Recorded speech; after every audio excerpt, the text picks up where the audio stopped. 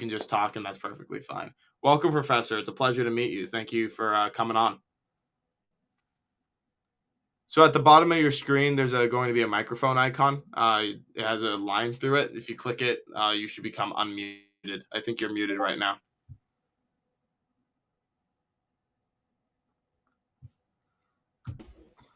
Well, sorry about the time confusion. We had our time zones mixed up. Yeah, that's not on you. That is completely my fault. Okay, glad to hear that. I'm actually glad it's somebody else I can blame for a change rather than myself. So that's good. No, my inability to a good understand start. time zones has a long and storied history, but it's okay. We had like a little conversation beforehand. All right, so welcome. Thank you so much for being here. So, I guess my first question is I read that you are post-Keynesian.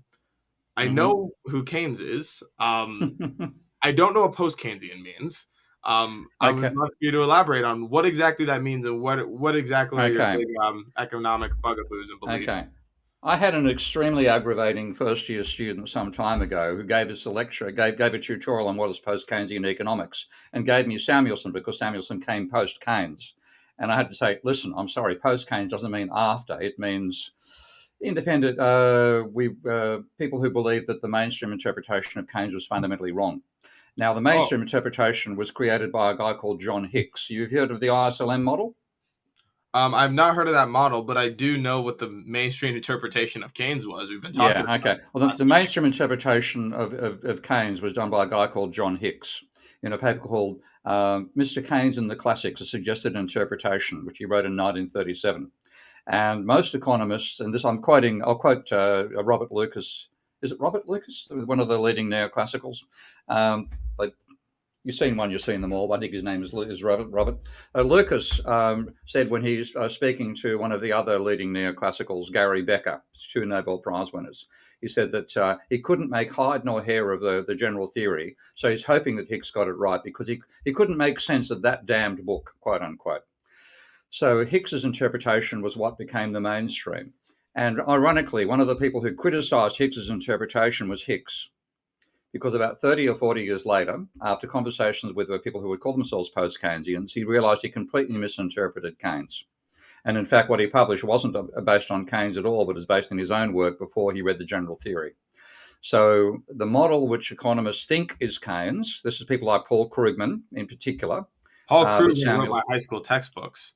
Paul Krug, that is a useful, if you run out of fuel, I suggest using that textbook when you get a bit cold during winter. Okay. They are all completely irrelevant, completely wrong about Keynes. And the reason, there's a whole lot of reasons as to why, but I'll backtrack a bit and say what is unique about Keynes. And Keynes's perspective was that what drives the economy is investment. Okay. And what determines investment is people's expectations of profit, which seems quite sensible. Yeah. But then their expectations of profit are uncertain because we do not know the future. Now, neoclassical economics fundamentally assumes you do know the future. What they call rational expectations is actually the capacity for accurate prophecy. So can I ask a question here? Would Keynes say that while it's uncertain, you can make an educated guess, and you're going to bet like there's a wonderful paper by Keynes, 15 pages long, called The General Theory of Employment from 1937, and in that he says the sort of things which determine the actual success of investment things like the price of copper 30 years hence, or whether there'll be a European war. He was writing, of course, before the Second World War. He said about these things, it is impossible to form any probabilistic estimate whatsoever. We simply do not know, quote unquote. So what we do in those circumstances, we do 3 things which are bound to be wrong, but there's nothing else really we can go on. We accept that current prices of stocks reflect an accurate valuation of those stocks. And the main one is that we fall back on the opinion of the rest of the world, which is perhaps better informed. Now, in other words, we all rely upon herd sentiment, and that's what tends to happen. So you get incredible volatility out of that, and you don't get equilibrium. And Keynes actually he never wrote it down, unfortunately, but I think he told Bertrand Russell that equilibrium is blither. It's blither. Now, blither. Now, neoclassicals have shoehorned everything into equilibrium. So the post-Keynesians began by saying, look, Hicks's model completely ignores uncertainty. And what Hicks did was say an investment is motivated by the level rate of interest, because with a high rate of interest, you get a lower net present value if you discount your future cash flows. But he presumed you knew what your future cash flows were. Now, Keynes's point was, no, we don't. He might love Keynes, but he didn't understand him, frankly. Okay, and I'm happy to debate Krugman on that front if he ever tries to have a debate with me again. Well, I'll see if I can set that up. That'd be wonderful. That'd be fun. Yeah, but it's seeing if you see the way the ISLM diagram is drawn, it basically has interest rates on one axis and the economic activity on the other. And effectively, that's a slice through time. And what Joan Robertson said was the interesting stuff in economics goes through the blackboard. It's time, it's uncertainty. You don't know what's going to happen. Right. So that was the fundamental thing Keynes said we had to acknowledge to be able to model capitalism to any degree of realism. We have to accept that expectations are uncertain. Now, what neoclassicals did is say expectations are certain or subject to probability. And Keynes said there is no basis on which to form that probability.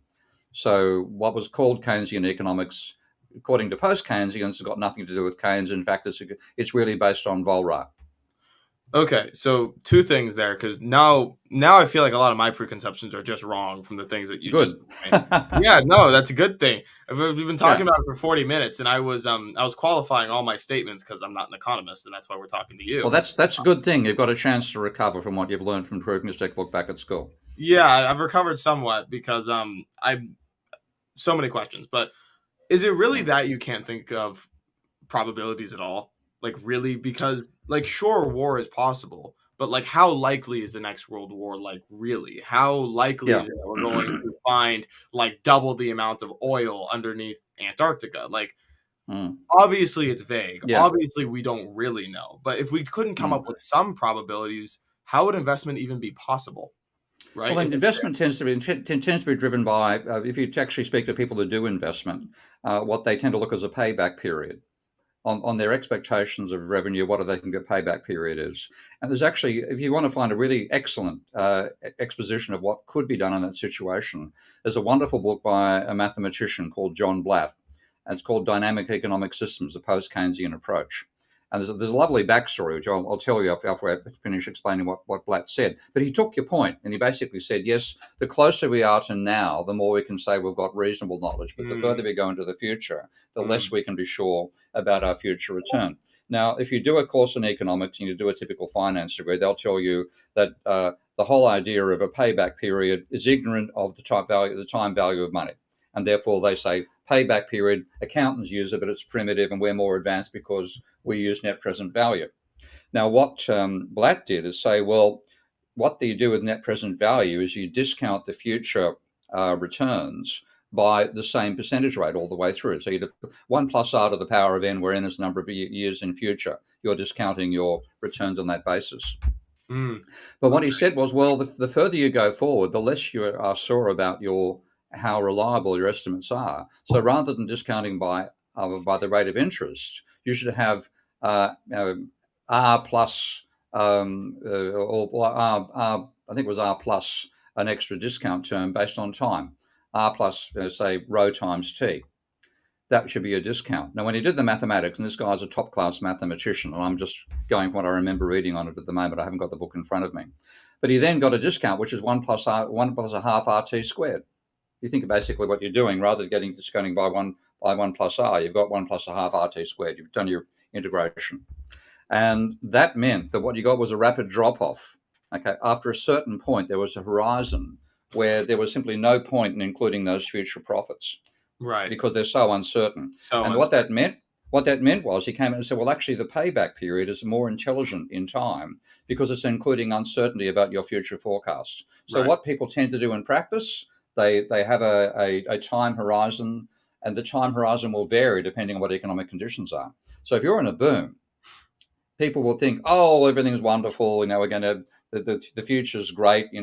Look at these returns we're getting. What was that? Pets.com is worth a fortune. It'll be worth even more 1 year's time. And therefore, their time expectation is very far in the future. When you get a crunch, then people's are very, very conservative. So what you get out of this realization is you'll get a cyclical economy. You will not reach equilibrium.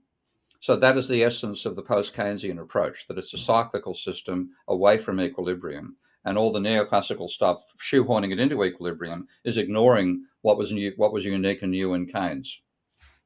Okay, so I'm going to ask another question now. So what's the difference between classical and neoclassical exactly? Okay. Because my limited self-education, yeah. I've read like a little bit of Friedman and I've read a lot of Sowell, and I think that I like them, but I can't really evaluate in any real way. I just like them. So would they count as neoclassical or would they count as classical? And what's Austrian? Sowell is a sort of semi-Austrian. I wouldn't say he's a strictly Austrian economist, but he's definitely in the Austrian camp. Friedman is neoclassical. Okay, so neither of those are classical economists. If you want to speak classical economists, you have to read Ricardo, Smith, and wait for it, Karl Marx. Those are your classical economists. Okay. And so what's the difference between classical, neoclassical, and Austrian for that matter?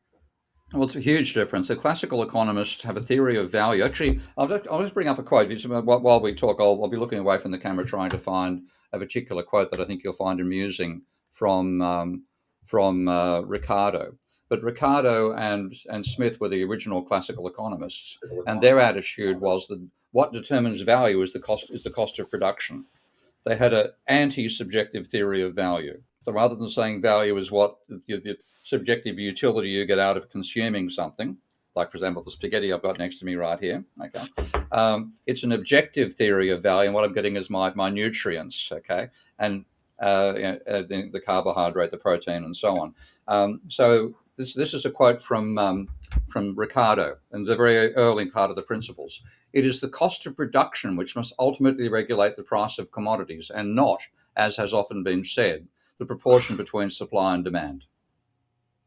Okay. Now, that's the opposite of what you've learned in any economics you've done, including what both Friedman and Sowell would agree with.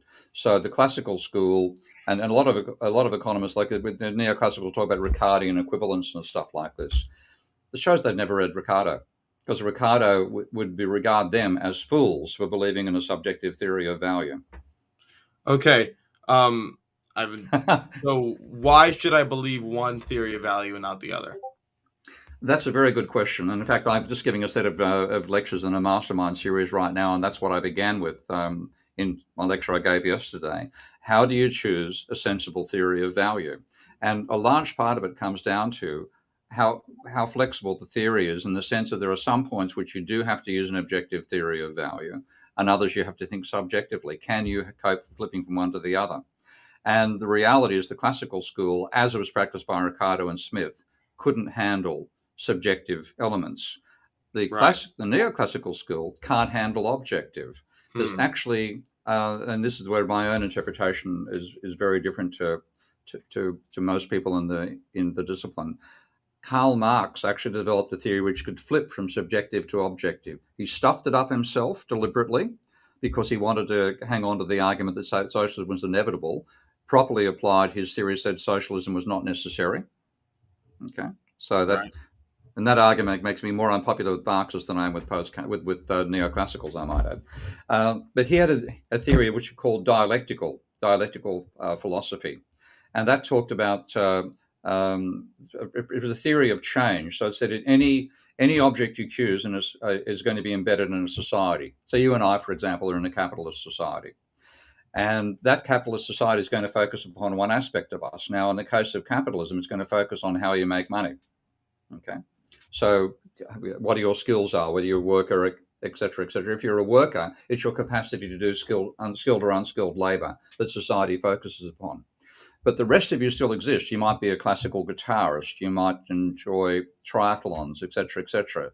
You might be a foxtrotter. Sure. Those elements are pushed into the background.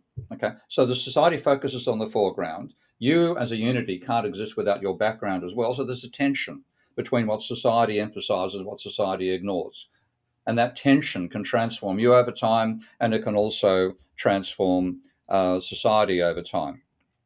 So that philosophy actually enables you to swip at various times. So, for example, Marx said that because capitalism, the commodity is the most important thing in capitalism. In capitalism, what matters is the exchange value of a commodity. The utility, the use value is pushed into the background and ignored. So my favorite example of that is a back scratcher.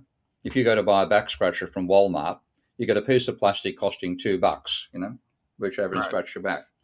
I went to China 1981, 82. I took a tour of journalists there. We went on a tour of the Forbidden City when they still had all the various monuments that are owned by the emperor were still inside the Forbidden City. We walked past an object which was a piece of gold about the size, pretty much the shape of my hand, solid gold. On this side, studded with rubies, emeralds, and diamonds like you have never seen. Right. Diamonds that big. Okay. And one of the journalists said to me, "What do you think it is, Steve?" And I said, "Oh, it's obvious. It's just a back scratcher. Ha, ha, ha." I walked away and she caught up with me and said, "I asked one of the guards, it is a back scratcher." So that's a feudal society. We're talking about the emperor here. The utility is what matters. Who gives a stuff about how much it costs to make? That's a back scratcher for the king. So it's a very flexible theory to handle different sorts of societies. So and that enables you to have, yeah. So this is my question. So this kind of argument is what has convinced my malleable mind into subjective. So why can't the subjective theory handle other situations? Because the example, well, for example, you've seen a market demand curve, haven't you? I have seen one of those. Yes. Yeah. Okay. I mean, they walk past me in the street all the time. No. Okay. You draw two crosses, and the one that's going down is the demand curve. Okay. Yeah. That was mathematically proven to be false in 1953. Okay. Search for a paper by. What does that mean? Search for a guy called I think his first name is William Gorman, Gorman, and it's called Community Preference Fields. There's a paper in 1956, similar title by Paul Samuelson. Now, when you do your textbook exercise, what you do to derive a demand curve, you have this idea of your utility function. Have you done the indifference curves, all that sort of stuff? Did you study that? Okay, yeah. So you got apples on the vertical axis, bananas on the horizontal axis, and you draw a curve that's supposed to show combinations of apples. Produce. Yeah, that's right. Yeah. Okay, so you do a painstaking exercise where the y-axis point is kept fixed because that's your income, and we assume that when deriving the demand curve, the changing prices did not change your income. Okay. So what happens is you change the price of say apples are on the horizontal axis, you make apples more expensive or cheaper, and you change the intersection point on the apple axis, but the banana point remains constant.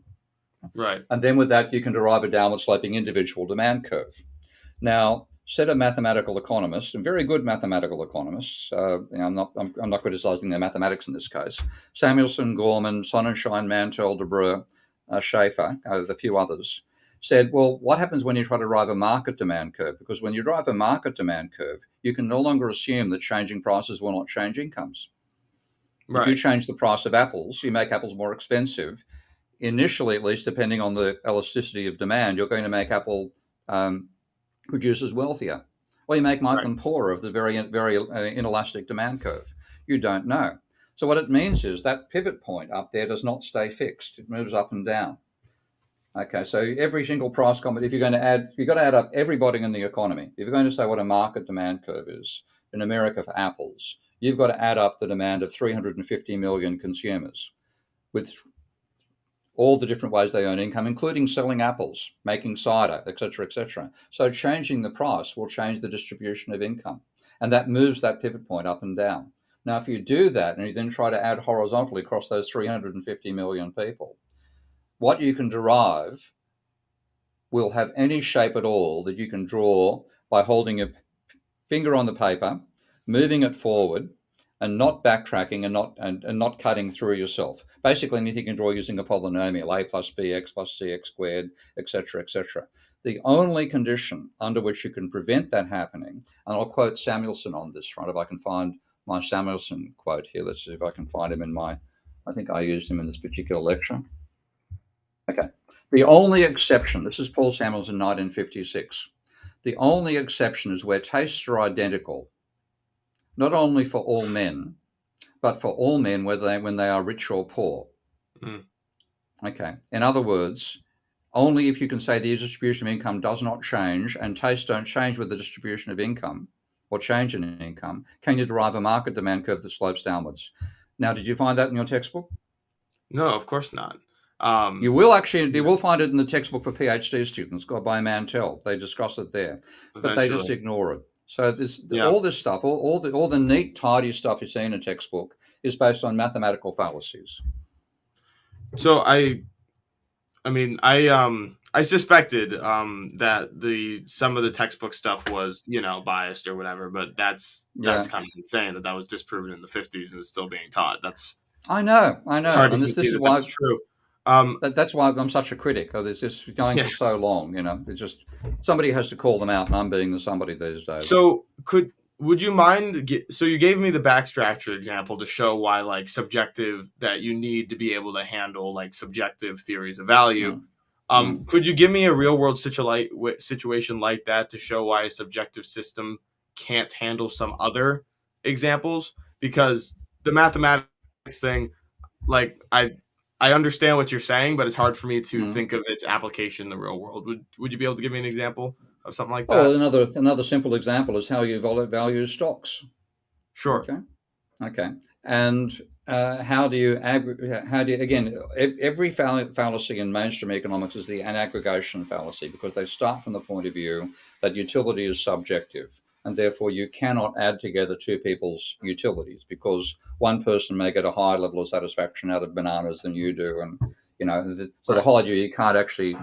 But they still try to quantify and aggregate, and they keep on falling over themselves, because once you start from that point of view, then you have enormous limitations on whether you can actually aggregate. The answer is you can't.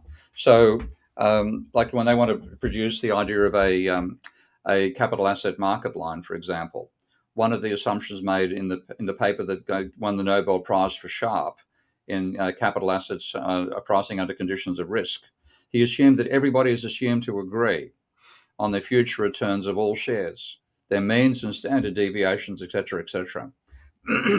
So it's hardly any wonder the capital asset market failed to predict the financial crisis, for example. Okay. So it is simply you simply can't you can't add up subjectivity, but that's what the theory requires them to do. You can't add up subjectivity is the big thing. I mean, yeah. So I have another thing for you, another question. So I have heard from people who are more, let's say, neoclassical, or I just think libertarian, and because I'm not economically minded, they would say that a lot of the reason for the booms and busts for the financial crises cannot be blamed at the feet of the economy itself, but more on the feet of governmental intervention, price controls, subsidization, going to the companies during the subprime mortgage crisis and having them, fold in things that they wouldn't have done normally. Do you think, what's your response to that? Do you think that that's true, but that it would have happened anyway? Like, where are you on that? Because that's something that I've always heard that I found, somewhat interesting and convincing. Oh, it's a typical argument from neoclassicals, but when you look at the real world data, you simply, when you say what actually causes financial crises, it's collapses in credit. Okay? So the level of the credit, when credit plunges from positive to negative, that's when you have a financial crisis. Now, credit is not at all part of neoclassical economic theory. I could quote Ben Bernanke from the paper he wrote when he got the so-called Nobel Prize in economics. He said that absent implausibly large, he trashed Irving Fisher's explanation for the Great Depression. That Fisher said the Great Depression occurred because of a collapse in credit. And Bernanke said, absent implausibly large differences in marginal propensities to consume between groups, pure redistributions, i.e. credit, should have no significant macroeconomic effects. So they rule credit out. When you take a look at the data, credit is absolutely essential. So, for example, in 2008, the rate of new debt, which is credit, change in debt is credit. Credit was equivalent to 15% of GDP in 2007. It fell to minus 5% in 2009. So you had a 20% of GDP effectively turn around in the value of credit. So what causes financial crises is credit. And the statistics are overwhelming. When I do a correlation of unemployment rates to credit, for example, between 1990 and 2015, I get a correlation of minus 0.93. So now that's an extreme correlation. I know, Yes, and I've given up showing it to neoclassical. They blank over. They don't even want to see it. So where do these massive fluctuations in credit come from exactly? What causes them is like the next natural question. Fundamentally, people are believing. Well, first of all, the banks provide the money, so banks have a vested interest in creating debt because that's where their income stream comes from. And they will. So we look at the subprime bubble and crisis. They persuaded Americans that house prices are always going to rise, so you should buy now and get in and ride the market up and get wealthy that way. And people were borrowing money, and the borrowing of money was actually the main source that drove prices up. When you think about what is demand for housing, because we buy houses with mortgages, fundamentally, demand for housing in monetary terms is new mortgage debt. Now, if you want to see what that means in terms of volume, or the number of houses that can be sold, you divide that new mortgage debt by the price level for houses, and that gives you how many houses can be purchased. Supply is pretty rigid. Okay, the supply doesn't change all that much, so you can leave it out of the picture. So the main force causing the maintaining the price level is change in new mortgage debt, which is new mortgages. So what gives you the change in house prices is change in new mortgages, and the correlation again is off the scale, and that's what drove the bubble. And of course, what reaches a point where people can't. You exhaust the supply of people who are willing to take on that much debt, and you go into a plunge again. So the banking sector is the main form of your financial instability and volatility, not the government.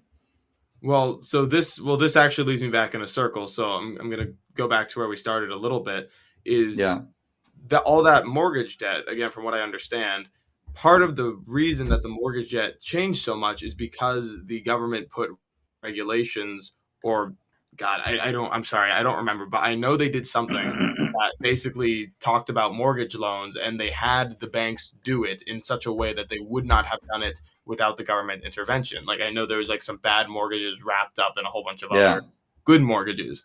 So again, I'm playing devil's advocate with you because it's more interesting.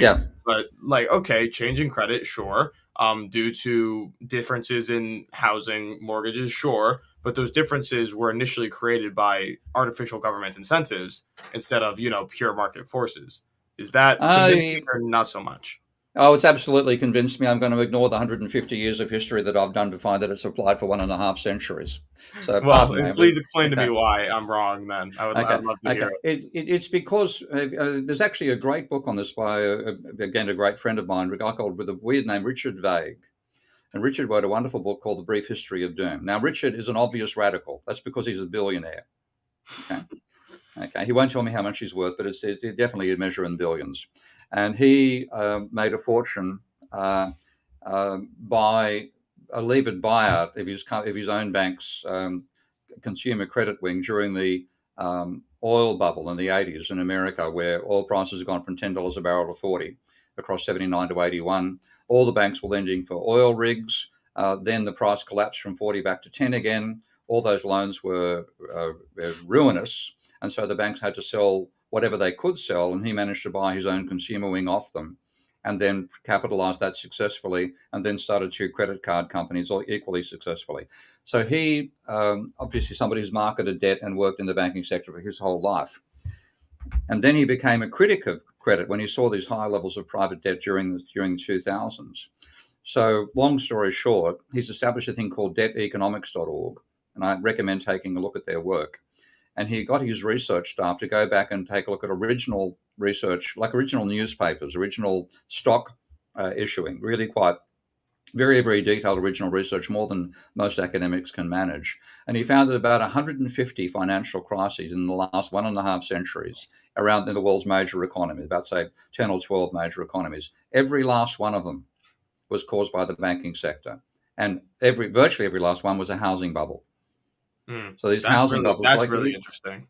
Even the Great Depression, for example, and my picture of the Great Depression was that it was a stock market bubble, and that's certainly part of the case. And to give you an idea of the scale of the stock market bubble, you know what margin debt is, of course. Okay, Sure. margin debt currently is running at about 3 to 4% of GDP, which is the second highest level it's been in history. The highest was 8.5% of GDP, and that was in October 1929. Now, it went from 1% of GDP to 8.5% of GDP over the roaring 20s. Now, you can't blame government regulation for that.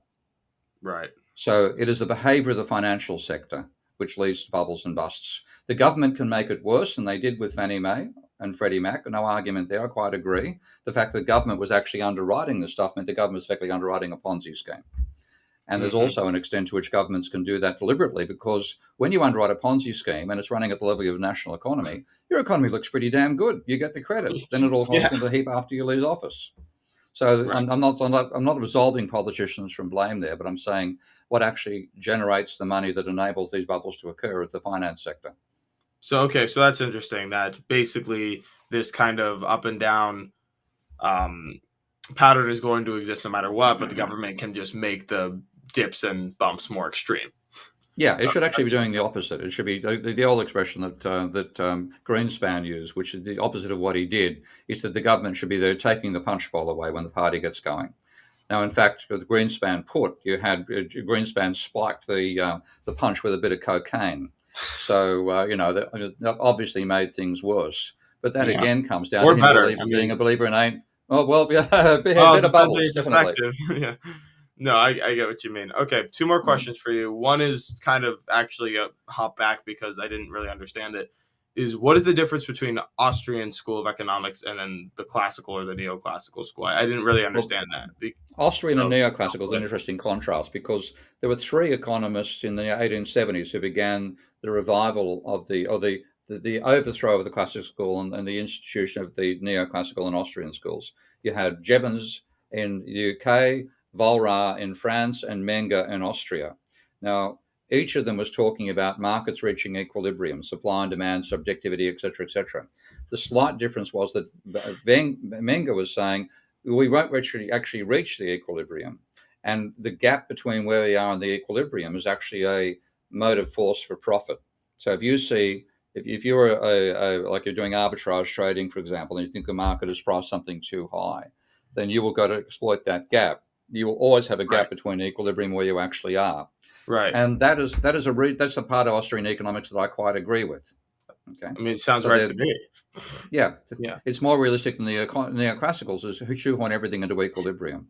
So I have more time for the Austrian school than I have for the neoclassical, but they're still working on the foundation of a subjective theory of value, and that still leads them astray.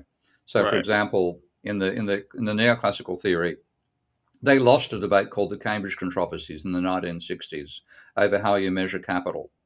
And that came down to if Samuelson conceded defeat, a paper called The Summing Up in 1966. He basically said the radicals whipped our asses over this point.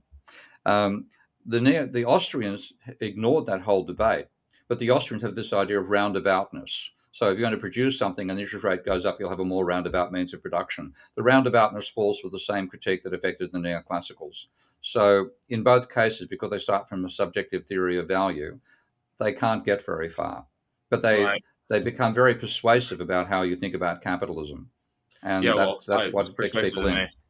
Well, it's certainly persuasive to me. And I kind of like that idea that the economy is always like trying to get to equilibrium, but is constantly like overshooting one way or another.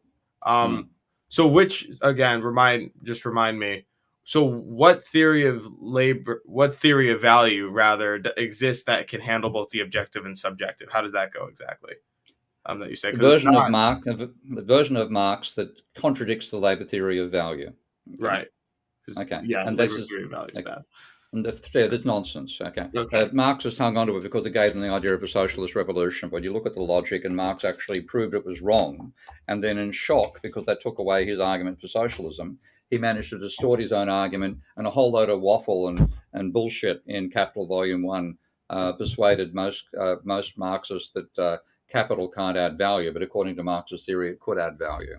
Right, because again, in my limited understanding, I was always thinking subjective, like theory of value, where basically the great democracy of like the market decides, or labor theory of value. And one of them seemed very obviously correct, but apparently there's a third thing. So I'm curious. Yeah.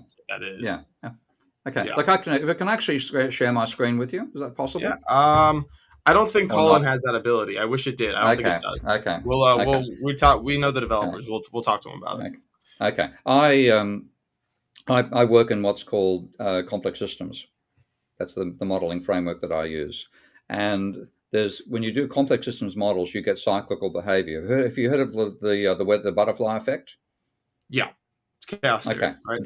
The chaos theory. Yeah. Now the model that gives you the butterfly effect has 3 variables and 3 parameters. Okay, pretty simple. Okay. The behavior is incredibly complex because of the nonlinear interactions and stuff like that. I do the same thing working from definitions. If I start from a definition of the employment rate and a different definition of the wages share of GDP, I can generate a cyclical model. I don't get equilibrium. The equilibrium is unstable. So that way of thinking is what we should be using, because a complex system, and the economy is a quintessential complex system. And Hayek actually said that in his Nobel Prize speech. He didn't understand what complex was, but he had the right intuition there that a complex system will not be stable, and that's the one we live in. That's what we should be analyzing. Right. And so what was this alternate Marxist theory of value that wasn't the labor theory of value? How did it go? Was it cost of production, right? Well, it starts from cost of production, but then the way that it inverts at various levels. So I have this, I can show you I could actually share a screen, but we can't do that. But if you imagine, what I do is I graphically draw the society as a circle. Okay. And you've got your unity, which goes inside the circle. But the unity looks like a dog bone, because society focuses upon the foreground, ignoring the background, but the unity has to be connected. So you get a tension between the two. So you start from that point of view, and you say what it means in terms of pricing is prices are set by the cost of production, which is exchange value in Marxist terminology. But where does profit come from? Well, you said, well, what happens is the use value goes into the background, but when you buy something, you buy it for its use value. Now, I can see you were working from your bedroom there. That your bed in the background there? You've outed me. Yes, this is true. Mine's not too far away. That you buy it because of the use value. Use value being you can sleep in it. Okay. Yeah. So you pay the exchange value, you get the use value. One is quantitative, the other is qualitative. So, but if you're thinking as a capitalist, if you're buying labor and buying raw materials and buying machinery, the exchange value is quantitative, and so is the use value. Now, Marx says the two are unrelated to each other and makes quite a sophisticated historical argument about why utility plays no role in setting price. But that then means is, in the case of, yes, I know, I'll come back, you've got a good look on your face, we'll come back and discuss that one. But what it means is, because there's a gap between the quantitative exchange value and the quantitative use value of inputs and production. So all of them are potentially sources of value. Labor is not special. Okay. Right. Labor is special in other ways, but not special in terms of it's the only one you can exploit to make a profit from. Now, Marx made the mistake of saying that. That was the classical school led in that direction as well. And that's what led to the Marxists believing there's going to be a revolution and arguing about declining rate of profit and all this sort of stuff, and admitting what thing they call the transformation problems, all a mistake. But that gives you, the profit comes from that. And then at a later stage, Marx was, for example, talking about how do you price borrowed money. And I'll actually just find that particular quote, because again, I know how to find these things fairly rapidly. Hang on a second. So Marx was using his use value, exchange value logic, and said that what now does the industrial capitalist pay, and what therefore is the price of loaned capital? What the buyer of an ordinary commodity buys is its use value. What he pays for is its exchange value. What the borrower of money buys is likewise its use value as capital. But what does he pay for? Surely not its price or value, as in the case of ordinary commodities. So what he said, in this particular case, you get an inversion. The price somebody is willing to pay for borrowed money depends upon their expectations of future profit. Right. Okay? So it's a very sophisticated way of thinking. It means you can flip from talking just about objective stuff when you say where profit comes from, to subjective about the valuation of rare commodities, of new products, and of money. Sure. I think it's It's interesting because when you were describing where profit comes from, when you were describing that, what you were saying went similar with how I thought that the subjective way of thinking about it went about things, because it's just the subjective valuation of the product being produced is just greater than the backside costs that the company had to pay. And I thought that was part of the subjective thing. Apparently, it's not. No, Apparently, it's part of no, that. So okay, well, I yeah. guess I agreed with you the whole time. It's very funny because so last question for you before we start taking some callers, because this does work like talk radio, but a podcast. We'll take callers and ask some questions. I will moderate them. Don't worry. Okay. So my last question for you before we do this is kind of a big and complicated one. So I'm sorry. Is what would you change about how at least the how the economy is run? Like if we're running our economies based on neoclassical principles, I think was what you said. How would it need to change so it ran closer to principles that you would endorse or believe in? What are Well, some things you could change? first thing, you have to understand money. Okay, neoclassicals haven't got a clue about money. Okay, if you look at what they do when they try to model money, one of the examples from the Bernanke's friends who also got the Nobel Prize, they'll say, we will describe a bank as the duration of a standard loan contract. Now, a bank is not a loan contract. Okay, a bank is a company that can issue loans and issue liabilities at the same time. So we have to understand the monetary system, and that's left out completely out of neoclassical economics. So start by understanding the monetary system. When you do, if you think in terms of financial assets, now a financial asset is a claim on somebody else. Okay, your bed is a non-financial asset. Okay, you own it. It's an asset for you. It's not a liability for anybody else. Right. So the non-financial assets are different. But a financial asset is your claim on somebody else. A financial liability is somebody else's claim on you. When you sum all those liabilities, you necessarily get zero. Okay? So the sum of all financial assets is zero. Okay? Then you say, well, how can you create money in that situation? The banks create money by lending out more than they get back in deposits. When they do that, their assets, which are the loans, rise. Their liabilities, which are deposits, rise, and they rise equally. So banks create money by simultaneously creating assets and liabilities on their own balance sheet. When you look at the government creates money by spending more than it gets back in taxation.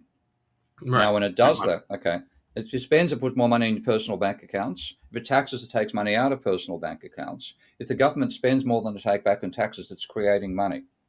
And when you look at your own balance sheet, if you're a taxpayer, okay, you're also a government spending recipient. And if the government spends more on you than it taxes on you, your equity rises, your net wealth rises because the money's come in, but there's no liability for you on the other side. The government's got the liability. Right. Okay. So the government running a deficit creates a surplus identical dollar for dollar for the non-government sector. And the government, therefore, is a negative equity. Now, people I know think, oh, that's terrible. The government shouldn't be a negative equity. Well, the other choice of the government than the negative equity you are.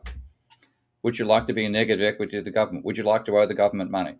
No, thank you. That doesn't sound good. Okay. So the government should be a negative equity. And it's nonsense over the debt ceiling, all the garbage you're going on through at the moment. Is people not understanding?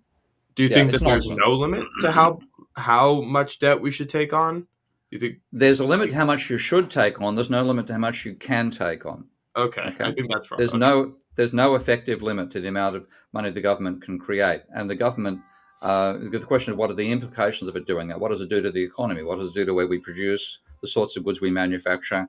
Is it pumping up a Ponzi scheme, which is what a lot of government spending has done? Those sorts of issues matter. So the qualitative questions of how it's actually used is important. But the quantitative, they could do as much as they damn well like, and they did during COVID. And if they hadn't, I think the deficit in America was running at over 20% of GDP during the height of COVID.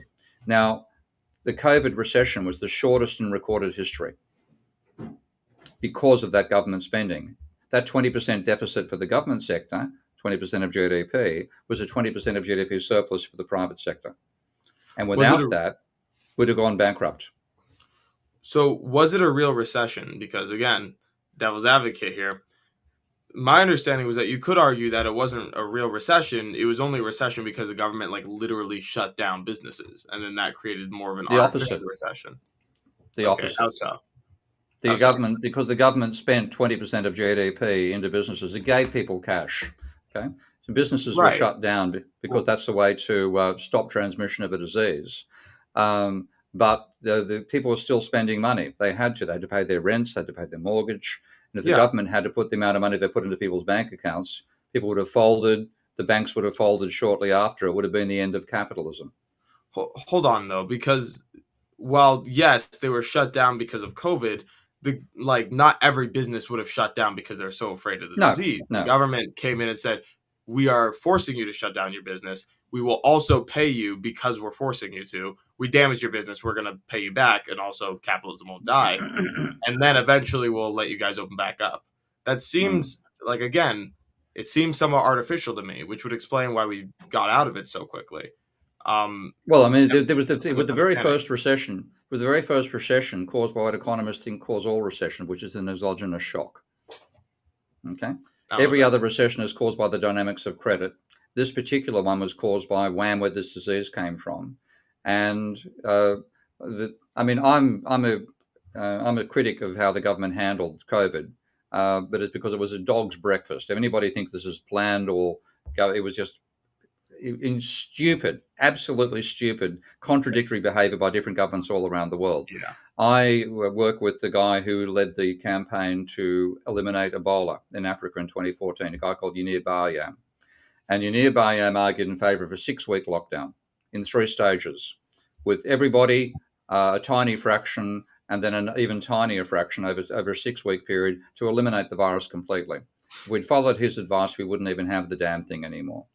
But certainly the government, yes, it said you have to shut down. If it didn't, would have been like the cholera epidemic in London in 1863, I think it was. And, people stopped trading because of cholera. And we would have stopped trading because of COVID as well. The government did it very, very badly. No argument there. But it was something which would have happened anyway. They just accentuated it by trying to bring in, universal bans. But they're complete stuff up from beginning to end.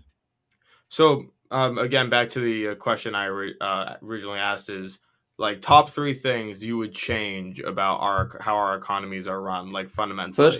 First of all, I'd be running a permanent government deficit because the government creates debt. What is debt-free money for the recipient? And without debt-based money, we can end up being in positive equity, the non-government sector. And being in positive equity, you don't get nervous about, oh my God, my liabilities are greater than my assets. How can I make some money? That pressure of liabilities exceeding assets is what drives most of us into speculating on shares and houses. Now, if instead we found ourselves that we were back in the 50s when the government ran regular deficits, then people had sufficient cash flow coming in and they weren't worried about what their net assets were greater than net liabilities because the government's net liabilities were greater than its assets to precisely the same sum. So that would be one thing I'd be understanding to begin with. I'd also understand that we're living on a finite planet and we are producing as if we live on an infinite planet. So we'd have to have limitations about the extent to which we can dump waste into the biosphere, which we haven't done. Yeah, what we've done to our oceans is horrible, for sure. Yeah. And I'd also like us to be thinking more seriously about innovation. There's actually 2 great researchers on innovation. One is Bill Janeway, who talks about the innovation from the point of view of venture capitalists. He's a successful venture capitalist himself. And the other is Mariana Mazzucato, who talks about the government as an innovator. The internet we're both using, of course, was an invention of the government. Okay? Came out of the DARPA program. Right. So what the point that both Bill Janeway and Mazzucato make is that innovation is financed by people who can afford to lose money. Right. Okay. Now, venture capitalists can afford to lose it, and so can the government. So we need the level of innovation we used to get the government's finance back in the 50s and 60s. We should have continued with that rather than trying to be penny pinching. And what that meant was people instead went into getting their money out of the banking sector and they borrowed the money to gamble on asset prices. And we have 20 or 30 years where speculating on share prices and house prices has dominated innovation. And that to me is a very It's reducing the special appeal of capitalism. That's a social system that encourages innovation in a way that no previous social system has done as well. Okay, thank you. We're gonna start taking some callers. I'll probably have more questions, but there's been some very patient people waiting. This is Sri. Sri is an undergraduate economics major. We know each other, and he was very excited to talk to you before you showed up. So Sri, you get like a minute or two. Ask your question. Oh, hopefully I'm audible. Um, I can hear Hello, you. You're Professor. good. I know it's like morning for you. It's night for me as well. So you're not alone. So, Mike, I've only a few questions. So, first one is like I saw your criticism of the recent Nobel Prize winner in 2018. He who was also a student of Samuelson. So, like, what were his assumptions? Like, I heard of like your criticisms of him, but like I don't particularly like couldn't understand like some of the stuff that you said in particular with the assumptions that he took in the change of GDP with sorry, the change of temperature with to the change of GDP. Would you like elaborate a little bit on that? That you're not talking temperature and GDP. I think you're talking Nordhaus. Is that correct? Um, um, I think temperature and GDP, like 2018, the climate guy. Um, If you're talking temperature and GDP, you're talking Nordhaus, I think I'm not talking Nordhaus. Samuelson. No, no, Okay, okay. Samuelson actually was so he thought Nordhaus. Yeah, he taught Nordhaus. Nordhaus was. My wife sent me a message. I'll just reply. Pardon me. Understandable. Yeah.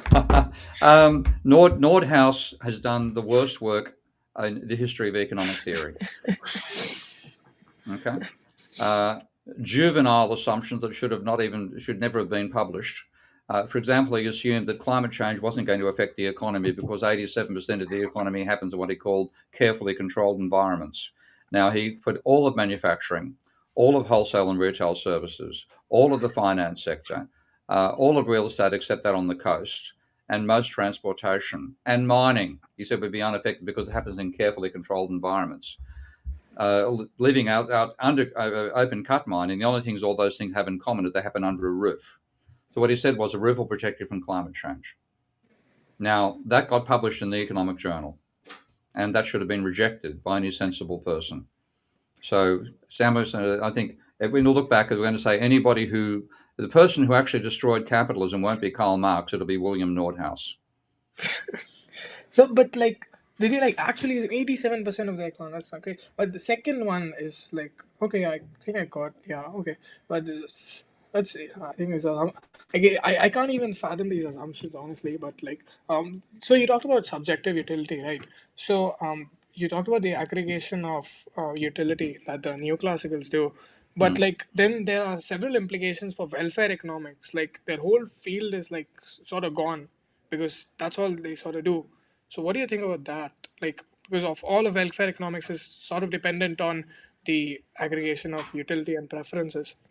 Yeah, the utility was the wrong avenue. I mean, if I had to say that what neoclassical economics has done is prove that most of what the classical school said was correct.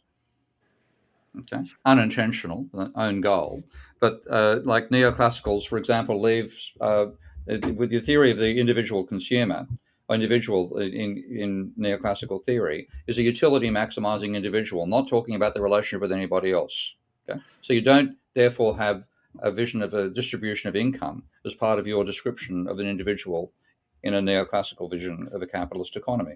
Whereas the classical skills talk about workers, landlords, capitalists, bankers, different social classes, and therefore they're talking about how you make your income as part of a definition of an individual, and how and then the power relations between those different social classes. Now, if you look at the critique of the demand curve I mentioned earlier, which is known as the Sonnenschein-Mantel-Debreu theorem, the only way that works is if you aggregate at a class level. And there's a wonderful paper by Alan Kerman called I think the Emperor Has No Clothes, talking about neoclassical economics. And he said, the only way we can actually cope with this aggregation problem is to realize we've got to work at a higher level than the individual. We have to abandon working at the level of the isolated individual and think in terms of social classes. So what that means is the Sonnenschein-Mandel-de theorem proves the classical school were right to talk about social classes. Equally, the money system. Their whole idea that money, the banking sector, can be ignored. So banks and debt and money aren't part of standard neoclassical models of the economy. That is only true in a world in which banks don't create part of aggregate demand. But I've proven, and this is quite a simple mathematical proof, that credit is part of aggregate demand and income when banks are money creators, which is what they are in the real world. In neoclassical theory, we treat them as distributors. So they pass the money from savers to borrowers. We know that's false, okay? But that's the neoclassical theory. With that theory, you can't explain financial crises. Now, banks were a major part of particularly Marx's work in the classical school of thought. So the neoclassical theory has proven why the classicals were right in most cases, and we should throw the whole neoclassical utility maximizing framework out the bloody window. Not to be a little, but do you think? So for first one, do you have a? Can you name the paper where you like proved the stuff about the banks? Yeah, it's actually my last. If you look at my last book, which is called The New Economics, a Manifesto, then the proof is in that book. Okay. It's quite simple. It's quite simple. It's ridiculously simple when I finally worked it out. I'll look into that. So second one, don't you think like the utility maximization model problems and like constraint optimization, don't they have some utility? Like at least for like in the very micro sense in like IO industrial organization and stuff like that. Not for I think macroeconomically, I even like anybody would see like these assumptions are perhaps too many and incorrect. But like in the very microeconomic sense, talking about individual to individual, don't these assumptions have a little utility? No, because they don't describe the real world. I mean, economists are great to make assumptions that don't apply to the real world. They say as if. Let's assume as if happens. And when you then actually try to apply those practically, you find they don't work. So there's a great paper by a German economist called Sippel, where he tried to work out. He tried to show. I don't actually know the backstory. I'd like to meet him and discuss it with him. But I think what he did was he tried to make the utility maximizing theory come alive for his students. So he set up a very careful experiment where he gave students 8 different commodities they could choose between, things like pretzels, can of Coke, chocolate, etc., etc. And he then gave them a whole range of different price and income combinations and work out what you want to consume. And they got about half an hour to work out what they would like. And what he was testing is called the axioms of revealed preference, another invention of Paul Samuelson. And I think he had 13 students in the first study, and of the 13, 12 contradicted all the principles of the axioms of revealed preference. He then did a larger group. I imagine he went from his tutorial class to a lecture class, about 35 students. 34 of them, 32 of them contradicted the same theory. So it doesn't even explain individuals' choice. And the reason is what's called the curse of dimensionality. If you have, let's say there's 10 commodities, okay, and you have between 0 and 9 units of each, that gives you 10 to the 10 different combinations. Which means if you wanted to build set up such a shopping trolley showing all the various combinations you could look at, you'd need 10 to the 10 shopping trolleys to include all those. Now, tell me if you can pick which one maximizes your utility. Because we get overwhelmed by choice, and therefore what we do is we don't maximize, we satisfy. We follow habit and things of that nature to decide what to do. So it is a completely misleading description of how individuals behave. It fails at the individual level. It can't be aggregated. It's a waste of time. There is no such thing as a demand or a supply curve. These are all figments of the imaginations of economists. And that's why I said, if you met a supply curve recently or a demand curve recently, they're figments. And we should get rid of figments and start working with practical parts of the real world. You're muted. My apologies. To be clear, supply and demand absolutely exist. Just these curves, these ways of thinking about them are just supply and demand. They're definitely okay. But the whole idea of supply curve and demand curve abstracted from time. Right. Now, time, I'm sorry, is the fundamental dimension of our existence, and you can't talk about demand or supply independent of time. It's a flow. It's not this, straight line garbage that we draw in those books. So we have to look at the flow, and the flow feeds back on itself. And system dynamics is the way to go, not neoclassical thought. Right. All right, Sri, thanks for calling in, man. I really appreciate it. I'm going to take a question from our YouTube chat because we are streaming live on YouTube as well. Okay. Somebody asked, is current inflation due to the government giving money away during COVID-19? Is that... It's partially, there's partially a factor. I mean there's like a few trillion, like that's got to mean something, right? Yeah, well, but what Friedman argued that money changes the money cause changes in prices, and his whole research agenda, when he wrote the A Monetary History of the United States, was trying to prove that, and as part of that, he tried to prove velocity was constant. Now, his own followers after improved velocity is highly volatile, so it doesn't work that way. In fact, causation tends to go the other way because the money supply is elastic, because the government, it isn't just the government that controls the money supply, it's also the banking sector that can create money. But if you have the government providing a huge amount of cash injection at one point, then that does change the equation. And the best work on inflation is done by Mikhail Koleski, who's a Polish post-Keynesian economist, but dating from the time of Keynes. And he said, if you work from first principles, so you say output in monetary terms is price times quantity, okay? And then you can say wages are a fraction of total GDP. You work through your mathematics and you finally get an equation involving three terms: a markup, the extent to which prices are marked up by producers, cost of production, and the money wage, those three. Now, money wages have been running below the rate of inflation, so we can't say money wages have caused the inflation. The cost of production has risen because largely, again, of COVID breaking supply chains, meaning it taking longer to get things from one point across the Pacific and so on. The third one is the markup. And if you have the government creating the amount of money that it did, that has an effect on the markup. So the point that Koleski made about the markup is, say, the markup is restrained by the degree of competition felt by producers in different sectors. So if you have a low level of demand, if there's tight demand, people are going to regard the demand as limited, and therefore they're not going to put much of a markup on. But if there's a huge cash injection, which came out of the government spending, then firms are going to say, there's no problem, demand's going to come through the door no matter what, we can put a larger markup on our costs. So I think that's the way the government spending did contribute to the markup and contribute to the inflation. Great. So we have another person who wants to call in. His name is Gator. He's a longtime friend of the show. Gator, I'm going to give you a couple minutes. Ask your question. You have maybe one or two, three if they're quick. Hi, Professor Keane. I greatly appreciate the chance to chat to you. Thanks very much for making time for us.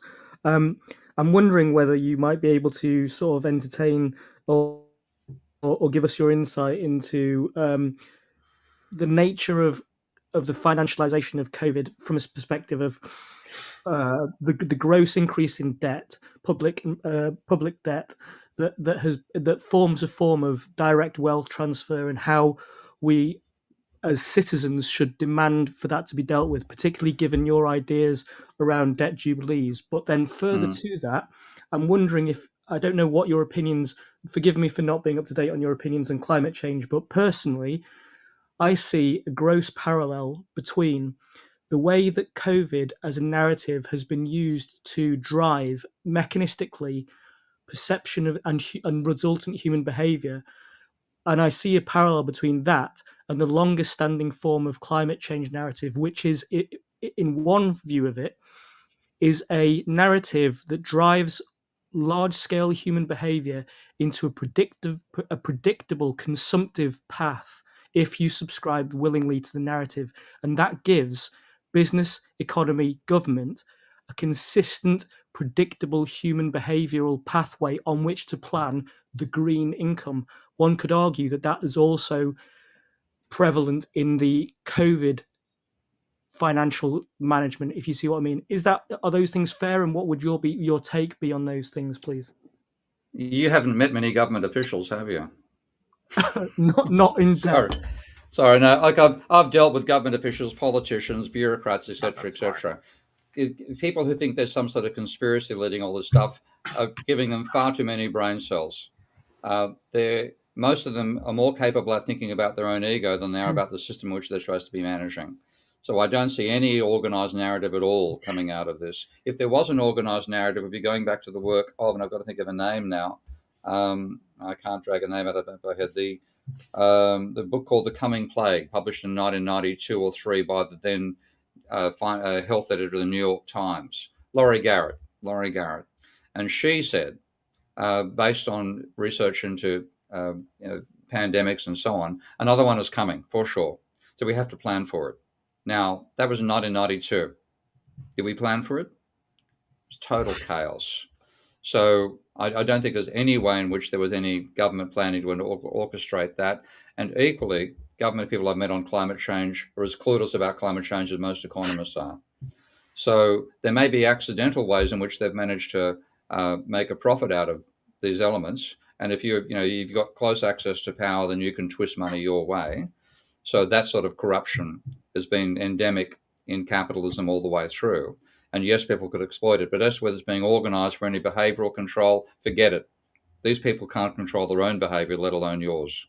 Yeah, Murphy in the chat says, path of least resistance is greater than conspiring geniuses.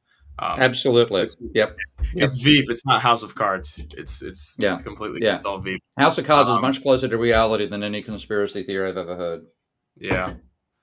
Okay, so I find, I'm mainly in agreement with you in a lot of respects, and so if one was to characterize that as essentially political opportunism is one way, or political financial opportunism is better than saying that it's deeply orchestrated. But how do you feel about how the problem for me is that citizens are now in a situation, if we take the UK just as an example, it was predictable that the NHS, the final death knell of the NHS, was being marketed as soon as the COVID narrative really started taking control of hospital policy, because it enabled a pathway to say that the stress that was built up against the NHS would ultimately be labelled by the government as it is now, to say now the NHS is unfit for purpose, so we must reinvigorate it by changing the model, essentially the final privatisation step in the NHS.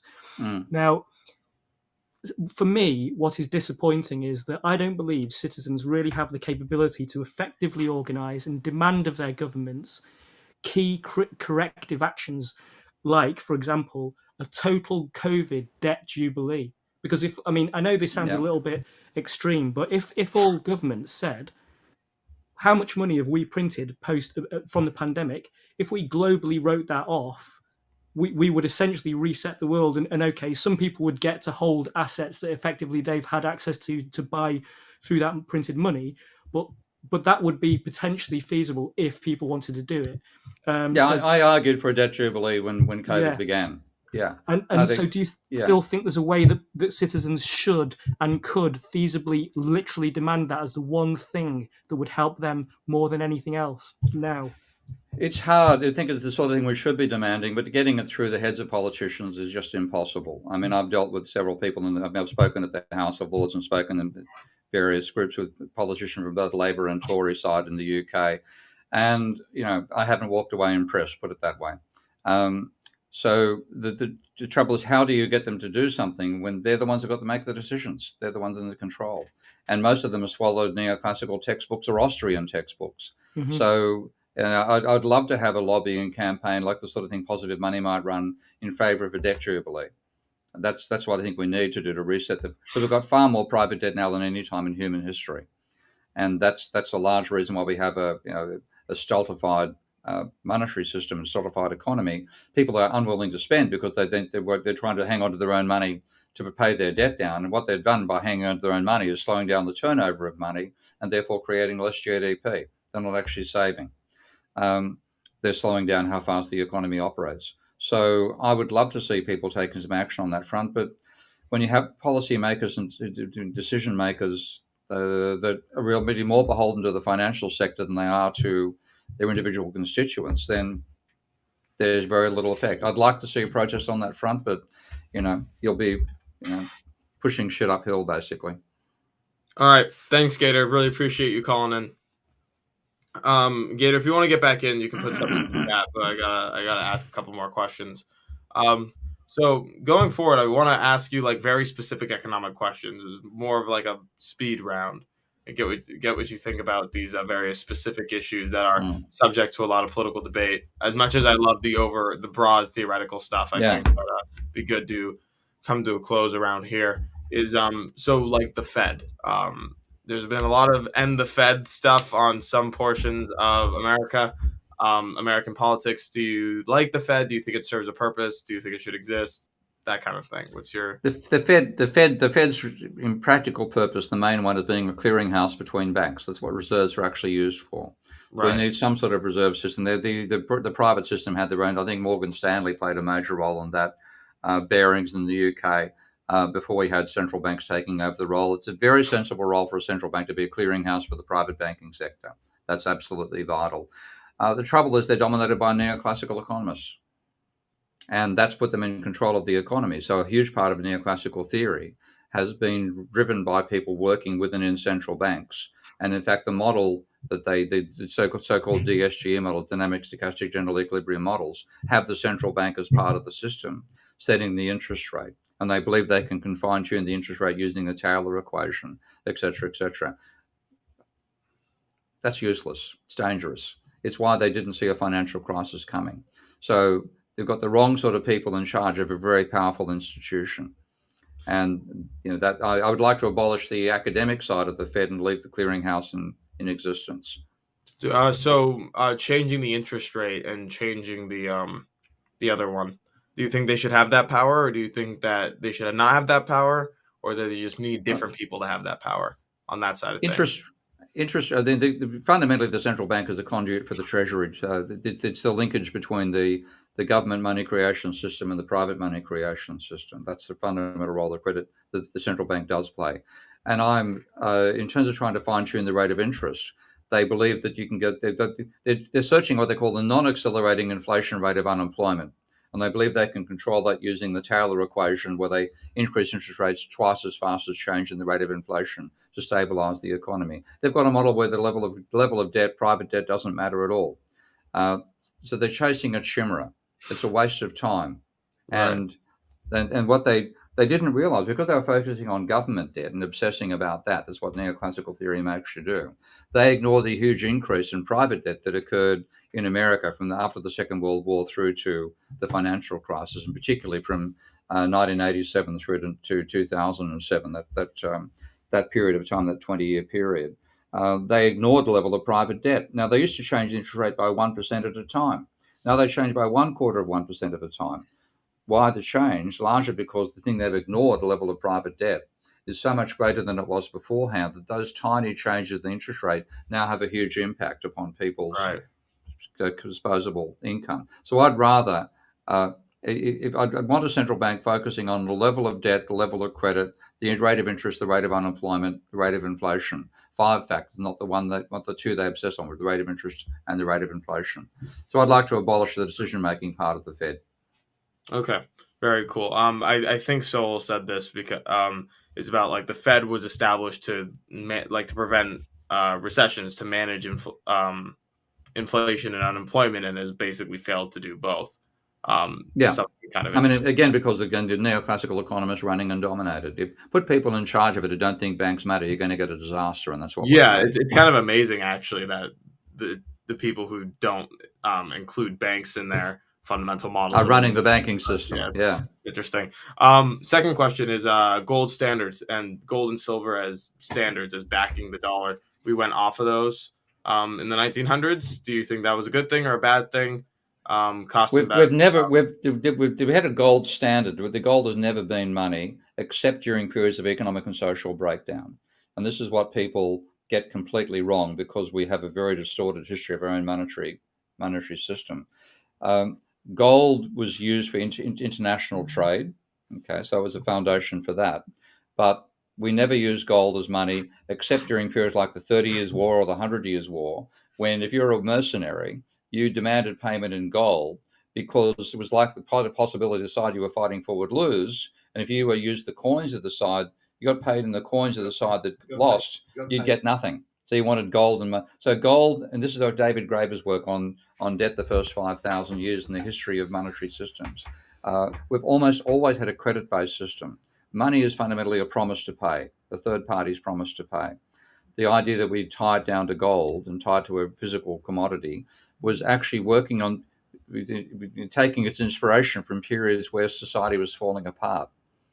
Now, there's actually excellent work by a woman called Christine Desant, Professor Christine Desant of Harvard University, on the role of monetary systems in enabling capitalism to evolve. And fundamentally, it works best when we have a flexible monetary system. So, and the government itself can create the monetary, the political and military power of the government determines how far money actually operates. And when you have we've had so many political systems that have failed at some point. Your king gets defeated, somebody else invades you, etc., etc. The monetary system fails with the political system, but fundamentally, government-created money actually enabled a large part of capitalism to evolve. Right. Right. Instead of being backed by gold, it's backed by basically the U.S. government and its stability. Yeah. Where full faith and credit, that sort of thing. Yeah. That's where the non-financial assets come in. Yeah. What about Bitcoin, cryptocurrency, stuff like that? Do you think there's a future there? Do you think it's cool to have a money system? There's a great future, and I wish I'd bought it on the way up. I wish I'd be shorting it on the way down. Right. Max Kaiser and Stacey Herbert tried to persuade me to buy it when it was £10 a pop, and I just didn't get around to doing it. I could have bought 100 Bitcoin quite easily, and I'd be quite wealthy now, and because I would have sold out at about probably this was coming down from the whatever the peak was, 50,000, whatever it was worth at the time. It's a Ponzi scheme. Its entire valuation is based on somebody else paying more to buy it off than you do. Okay, the fact that it takes 10 minutes to close a transaction, the fact that when the people say, you can use the Lightning Network, well, the Lightning Network doesn't actually write back to the blockchain. So you trust is still an essential part of it functioning. And which cryptocurrency are you going to trust? There's 17,000 last time I checked. Which one are we going to trust? We can't get away from trust. Bitcoin was trying to create a form of money that has never existed, a trustless form of money. And you think it's just not possible? Just not possible. And so why doesn't Bitcoin do it? The blockchain is a public ledger. Why doesn't that work as a trustless system exactly? For a start, because you've got to, which one you're going to trust? There's 17,000 to choose from. It's probably one. That's a good. Okay. And then on top of that, you have this 10-minute, huge waste of energy to try to get the nonce that enables you to, get the Bitcoin and get your mining process and so on. It's hugely wasteful. I think at the moment, I haven't kept track of it, but I think at the moment Bitcoin is using as much energy as Switzerland. Switzerland produces a few more useful things than Bitcoin does. The main reason people use Bitcoin is to do stuff which is illegal. Okay. Right. Okay. So it's a Ponzi scheme, and it's unregulated. The reason we have regulations in the stock market is because of the sort of thing people are doing in Bitcoin right now. So last thing, I'm going to play devil's advocate because I have a personal friend who's like really deep into this space, and he's tried to convert me multiple times. So. The way he's told it to me is like, look, it's because that it's so energy intense to produce this stuff is what gives it objective value. Because instead of being backed by gold or silver or something, it's backed by energy cost. And energy is one of the most fundamentally valuable things in the world. And that's why it has like real value. And like, while we can speculate, and there's some speculations about Bitcoin, he thinks that gives it some real value.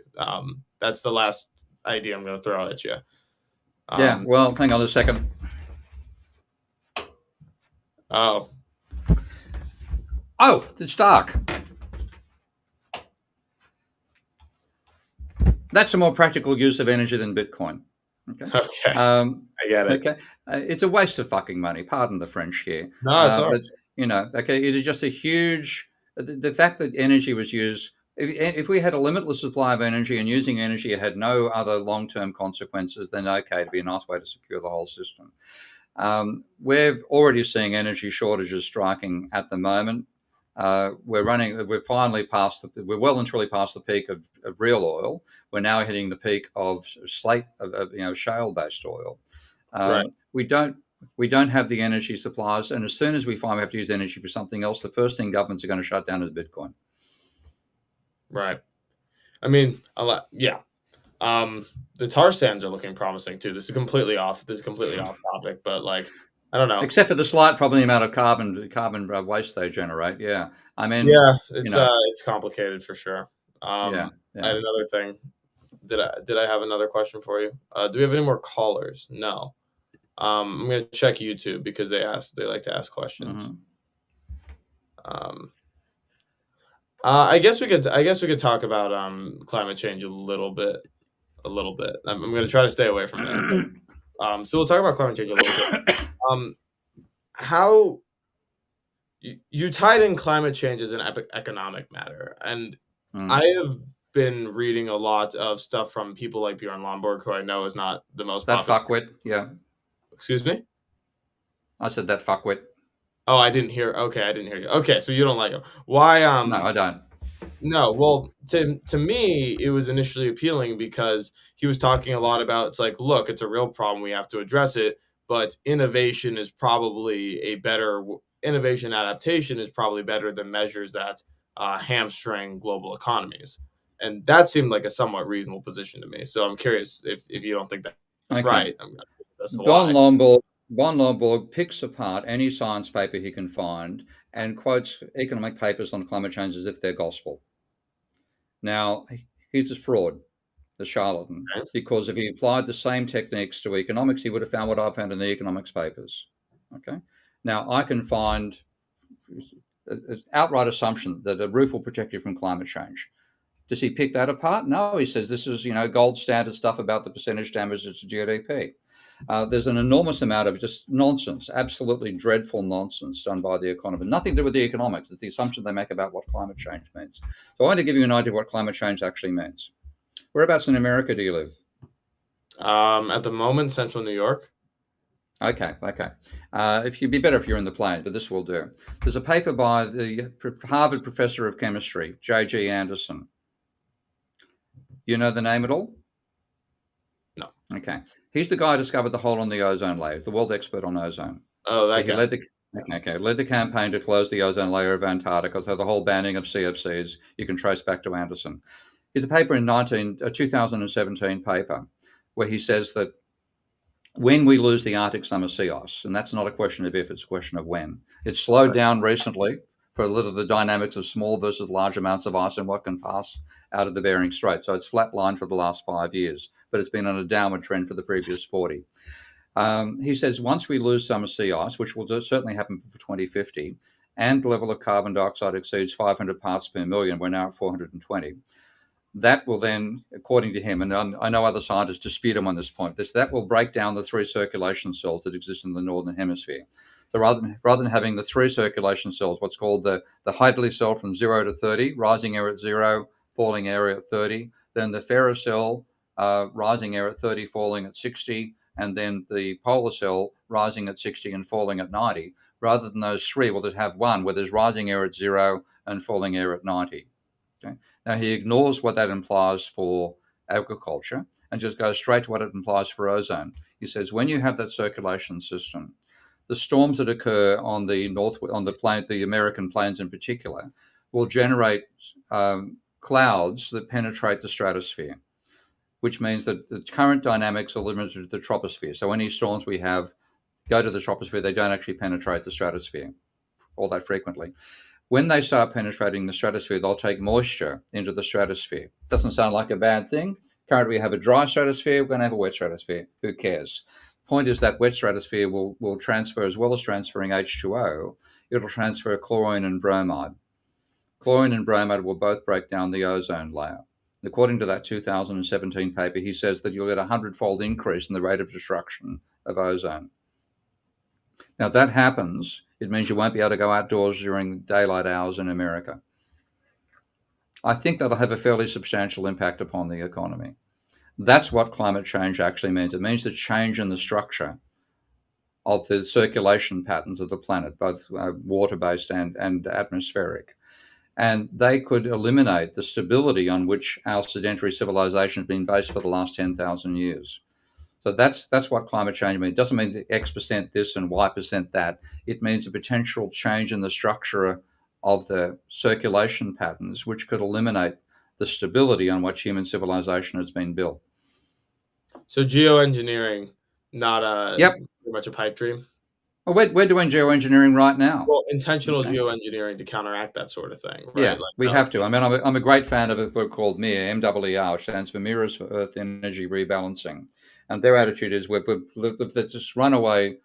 We're doing runaway geoengineering right now without looking at the consequences, but a dramatic increase in the temperature of the planet, which will then cause a whole range of breakdowns. And the scariest, the most immediate one is the loss of the Arctic, but there's also the permafrost, there's the ocean methane hydrates. We're seeing all these things being released right now. They will cause runaway processes we simply can't control in a direct fashion. So we may be forced to go and, as Mir wants to do, put mirrors everywhere, cheap mirrors to reflect solar radiation back into outer space and reverse the damage we've done already, with, of course, drastic consequences in the opposite direction. But the alternative, as I mentioned with the ozone layer, is it's that or you won't be able to go out during daylight hours in America. So to you, do you believe that there is no, what I'm hearing, and from what you've said, this ozone layer problem where you literally can't go outside is like a big issue. So is it your idea that there's basically no level of innovation or adaptation that can really like handle that if we allow that to happen? Is that not on the scale we're talking about? I mean, the forces we're talking, it's not the energy we're dumping into the system ourselves that's the problem at the moment. It will be in 100 years' time or 200 years' time. It's what we're doing in terms of absorbing energy from the sun by that carbon dioxide blanket over the top of us, and that is tens of thousands of times greater energy retention than the energy we dump ourselves into the biosphere right now. But then, if that then liberates like the permafrost or the ocean methane hydrates, then the forces that generates are, we're mice taking on elephants, and that's so. We've been doing geoengineering. The only way to reverse it is trying to find similar, very, very small things with large impact, which is what the MIR campaign is about.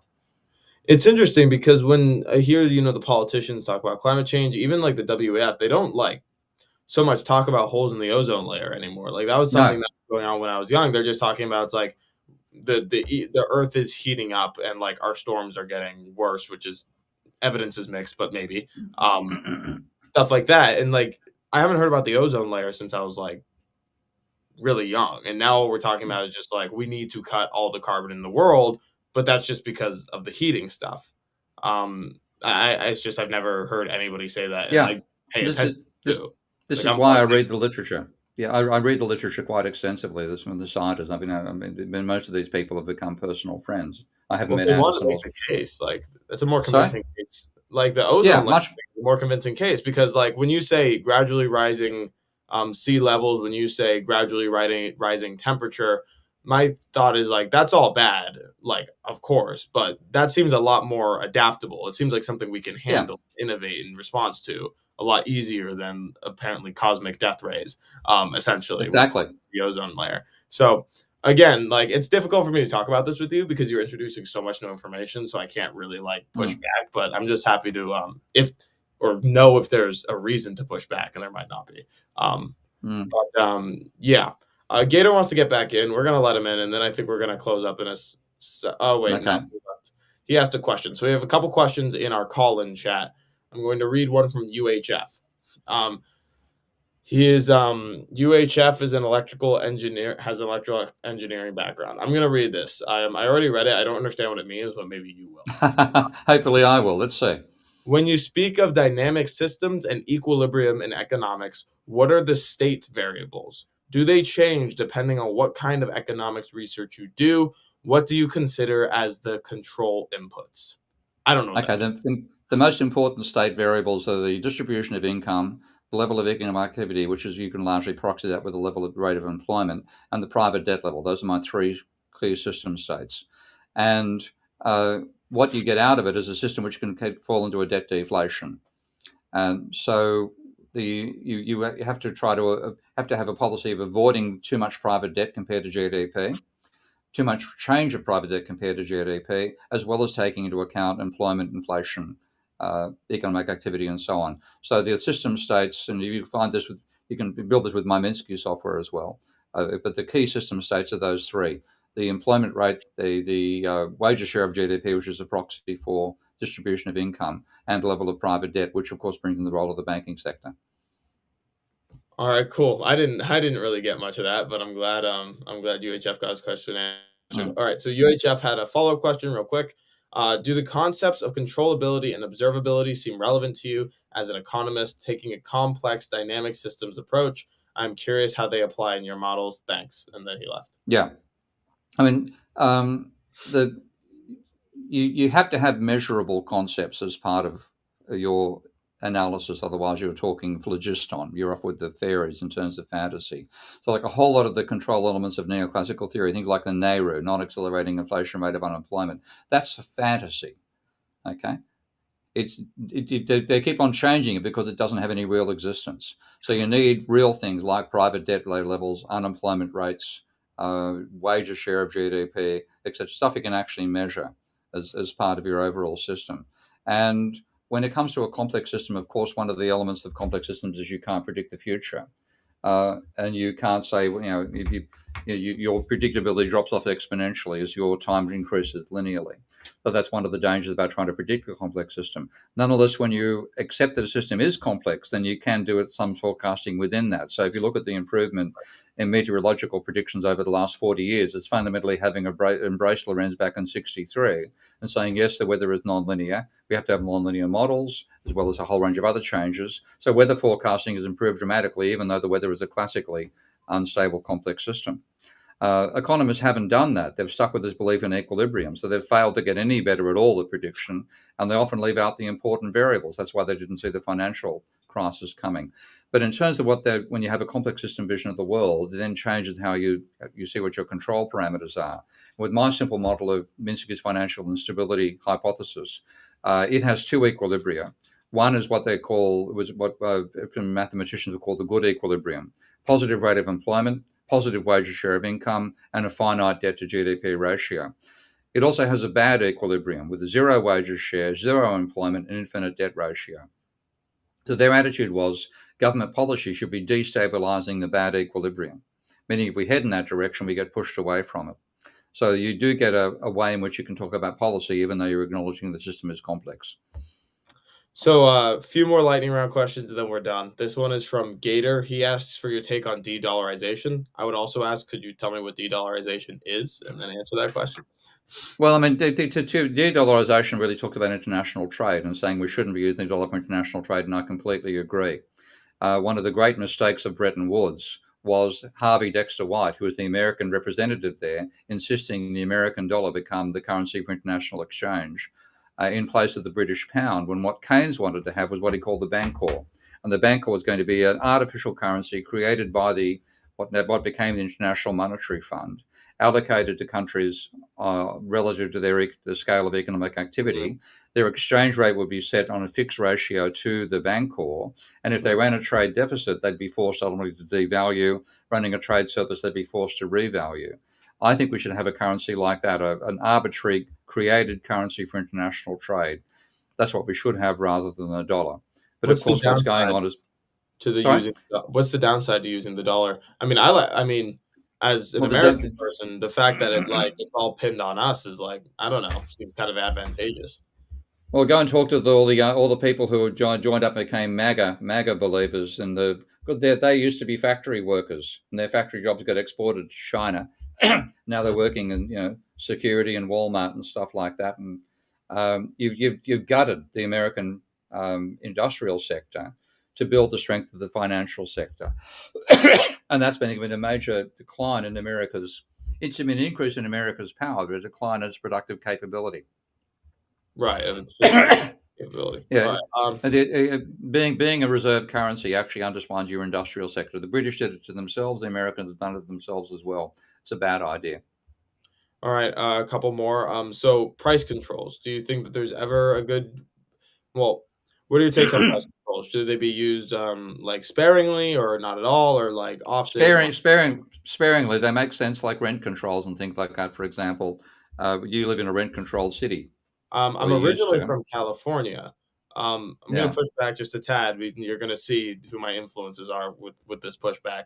But does it not? But if rent controls are low, does it not disincentivize the creation of more housing because you're lowering the incentives? Well, the whole thing's been the whole incentive for housing has been around driving up house prices, which has actually undermined everything. I mean, um, I see a role for price controls in things like the inflation right now. That you can have, like the Australian government did it fairly effectively to control inflation in the 80s.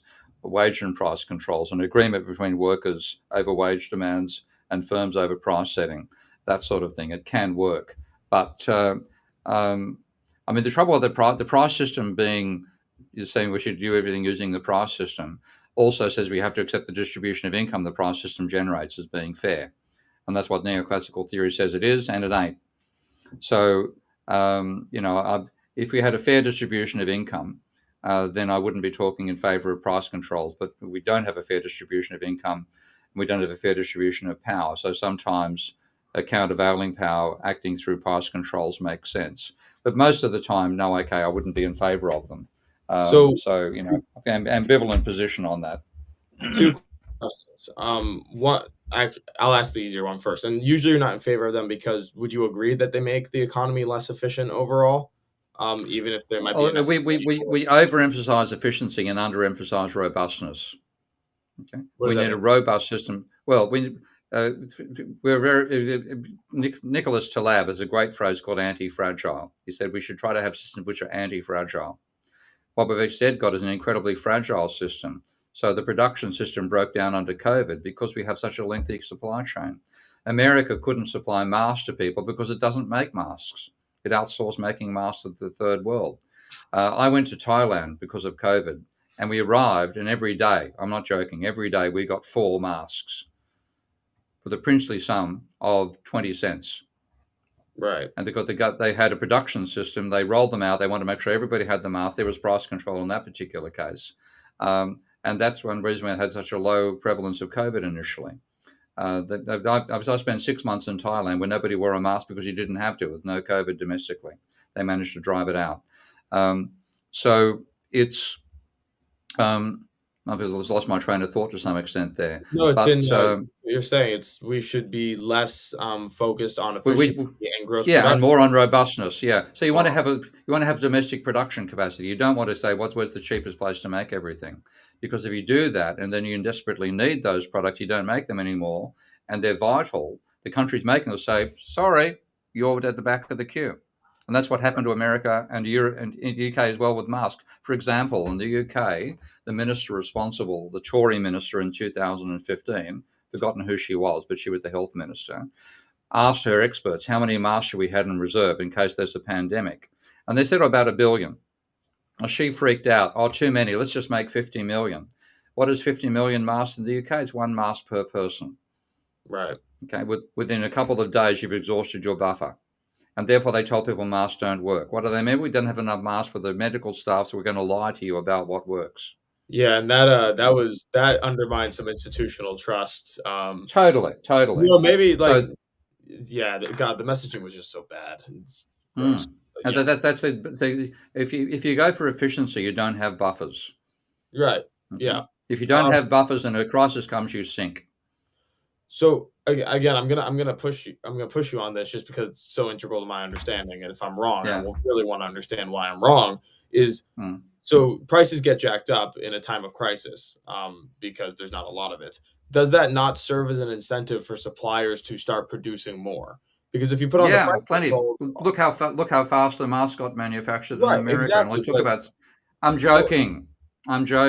You didn't have masks for a year. Okay, it takes. The time involved in getting these things done. People underestimate the whole time process. That's one reason I like Elon Musk. He knows about manufacturing. It's one thing to talk about design. It's another thing to actually implement something. So we underestimate the role of time and the length of time it takes to roll these things out, supply chains, manufacturing, tooling, etc., etc. All these things take time. And if you ignore time, then you're going to put yourself in a situation where you're incredibly fragile. The shock comes along, you're not able to cope with it, and by the time you do, half your population is dead. We're lucky COVID not to slow it down even more by reducing financial incentive.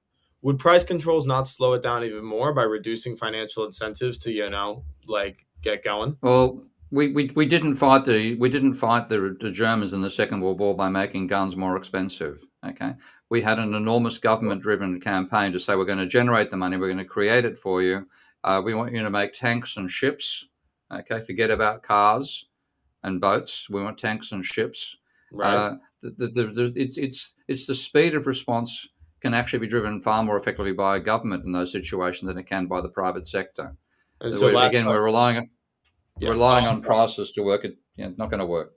So is it really fair to compare wartime production to like California's like housing troubles? Is that really the same thing, do you think? Does the same No, they're different things, different times. I mean, some things are much better done by the private sector. I hate the idea of institutionalized food in universities. It's dreadful. I'd rather get the local Vietnamese and Thai and Mexicans to come along and produce and provide the stuff for a profit. That's something that works very, very well. But where you have long-lasting systems, if you want to work for an enormous length of time, where the reliability of supply is absolutely vital, you don't want the profit motive dominating there. Enron gave us an example of what happens in that situation. They were gaming energy production in Nevada and California, leading to blackouts in California, a privately driven system. So there are some elements where you have to say, if it's stability, longevity, and reliability you want less government, less of a private sector, more government intervention, more government funding. Equally, at the other extreme, there are some things where the government is far too slow and does things stupidly, and you want the private sector there. In chat, Meeting for just saying that this is a national defense argument. And I have to agree. It's like you said, these are arguments that Donald Trump made, which is very interesting. What's also interesting to me is that like we were talking about like how politicians lack brain cells. So on like a gut level, it's so difficult for me to say that they should be more involved in things. Do you? Yeah. Like, is that tough for you too, or I'm just curious on that. It's a tough ask. I mean, I think we've got a political system which is designed for the days when we used to be fighting each other in tribal warfare in the plains of Africa. The big man stuff. That sort of egotistical, narcissistic type is the one that our political system selects, and they're the last people you want to have making decisions. Boris Johnson was another classical example there. Kevin Rudd in Australia, back when I was involved in Australian politics over housing. So we select for those social narcissists and sociopaths, and then we think we're going to run their world well. We'd be much better off with a system of sortition where we simply have a sort of randomized process to select who ends up going in parliament. It's so true. The best the people who don't want to be politicians. Yeah. The people who want to be politicians are the people who shouldn't be. Exactly, because it's narcissism and sociopathy, and that I've met too many of them to take the idea of letting politicians run things too seriously.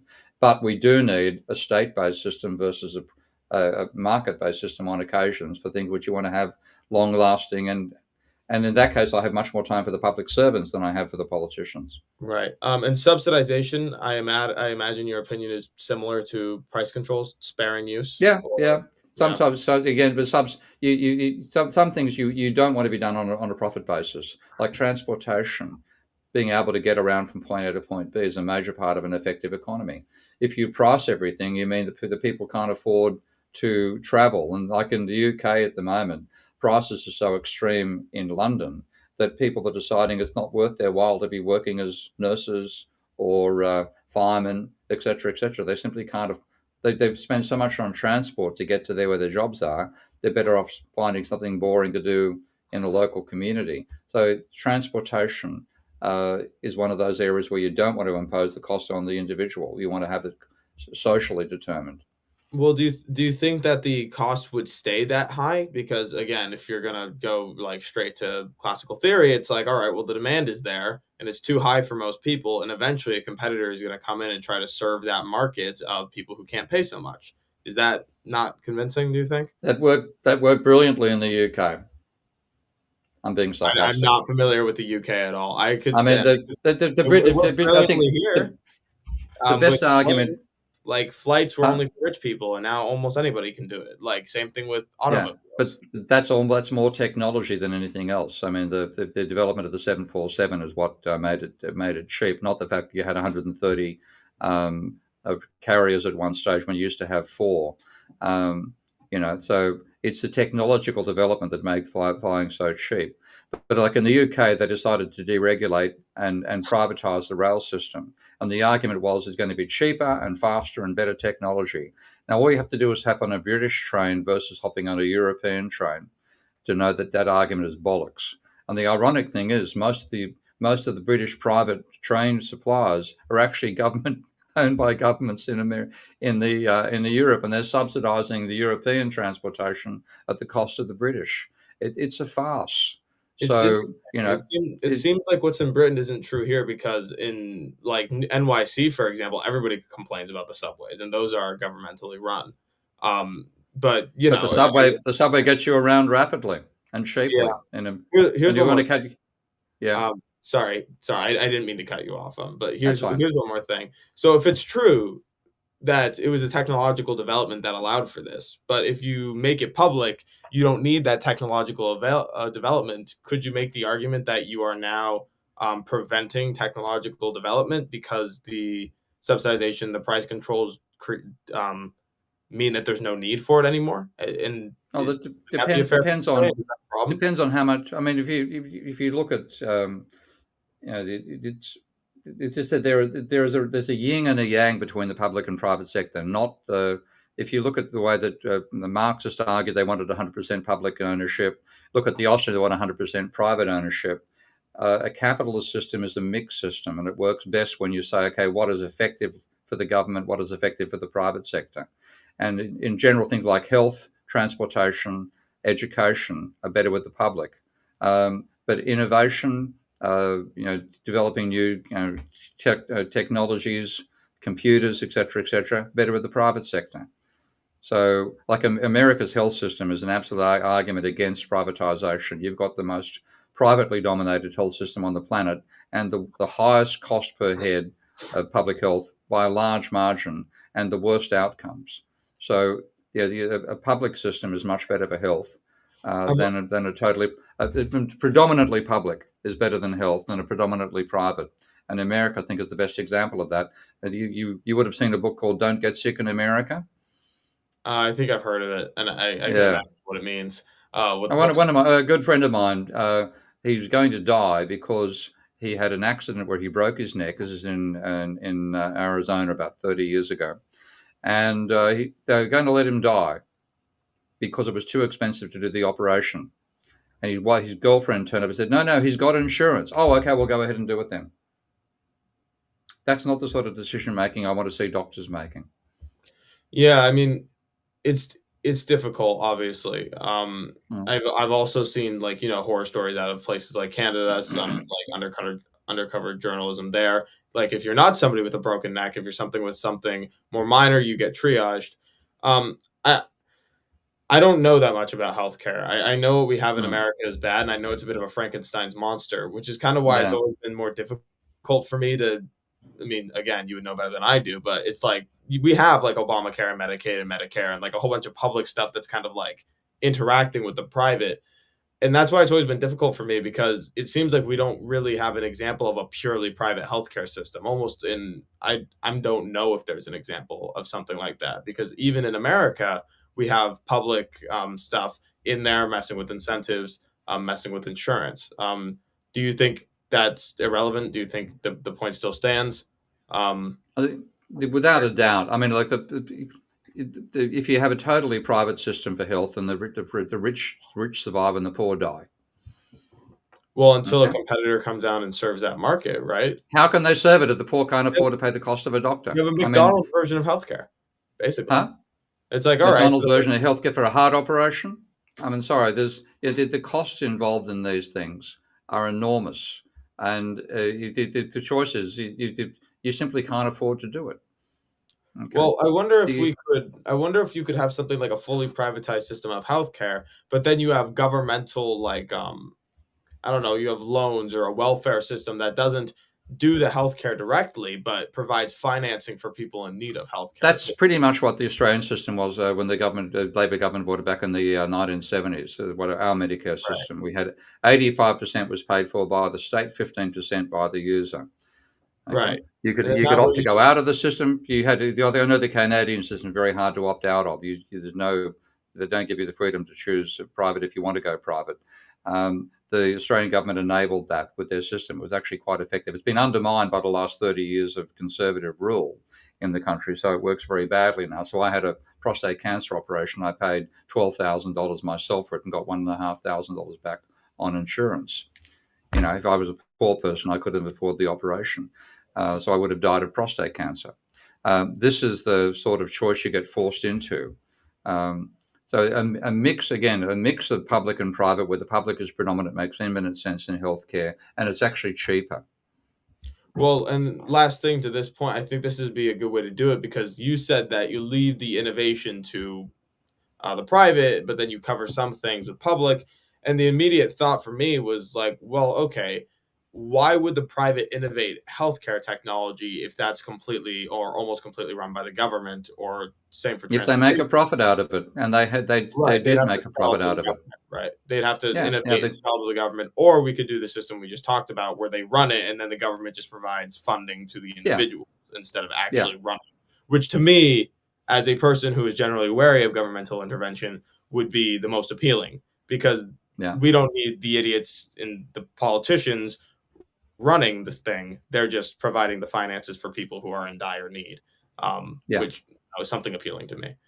Okay, I don't have anything else for you. I just want to thank you for your very generous use of your time coming in, talking to me, setting me straight, or at the very least, making me doubt a lot of the things that I believe. War of Ideas show. This is what it's all about. So I thank you so much for being here. It was a pleasure. Welcome. Okay, I'll go have eat my noodles now. Thanks a lot. All right, have a good one. Appreciate you. Bye-bye. Okay, bye. All right, everybody. That was Dr. Steve Keen. It was oh my gosh, we have lots of callers. I never even saw him. I'm so sorry, guys. I've been keeping him for an hour and a half. We'll go through these callers, and y'all can talk to me if I'm interesting at all, and then we'll be done.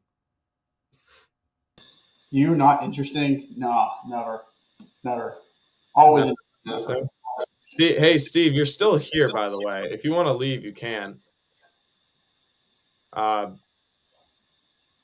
Yeah. Okay. What's up, meaning?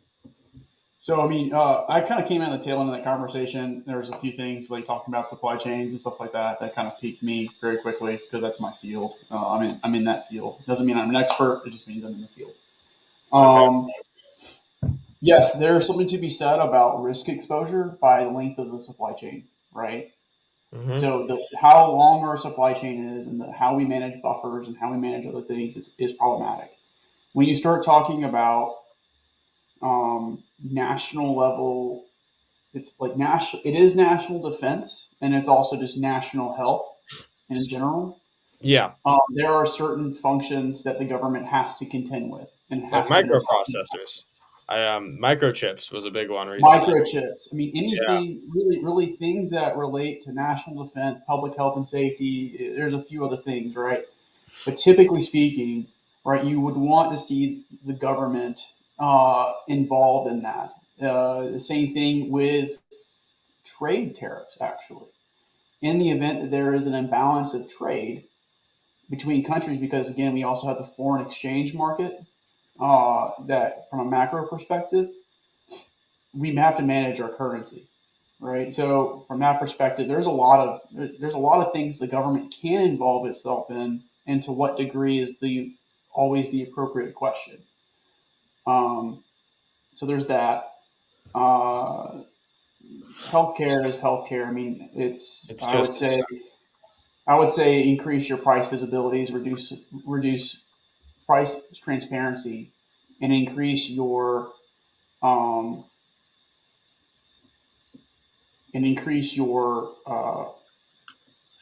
not increase, but decrease your subsidies, right? So price transparency and decrease subsidies, because you can create a negative feedback loop, especially with quality control. And Murphy, I see your comment. I mean, you really haven't made any whole lot of good comments inside anyway, so have fun. Hey, let's be nice. I mean, I'm being nice. It's the war of ideas. You have to bring the good ideas. I get it. Yeah. So I mean, healthcare is kind of a mess. Yeah. But from a like, I would sit here and say that it doesn't really necessarily matter. I'm not going to say that, because that's not true. it does matter how you structure your economy to a degree, and always the question is to what is the right balance of government intervention. Because no matter how you spin it, especially in the U.S., we are not a free market economy. We never will be. And the reason why we're not is because we have at least four types of interventions that come into play. One of those is regulation of business, regulation of employees, regulation to facilitate intrastate trade, and facilitation and regulation to facilitate international trade. So once you impose regulation, your free market isms kind of go down a little bit. So there's a lot going on when we look at uh, our economy and in what degree we want to have government intervention involved. So. Yeah, and that's a good question. We have a good set of comments here of I don't know, maybe. This says, look at eye care. Luxucota is taking over everything, including insurances these days. Yeah, I mean, this is the thing that a more libertarian person would point to as an example. It's like LASIK eye surgery, like almost completely privatized, and look how much that the price dropped. Now, I like again, I had Steve go just because Dr.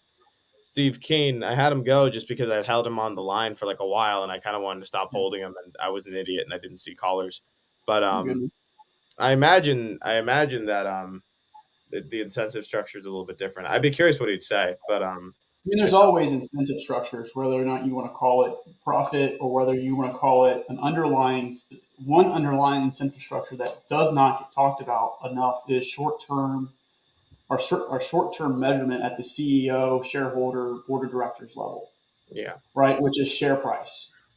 And that almost is one of those things that will drive short-term benefits and then cause long-term problems by messing with the balance sheet or anything like that. So depending on those things and depending on how you structure your corporate bonuses or whatever the case may be, those play a bigger incentive than just the profit motive.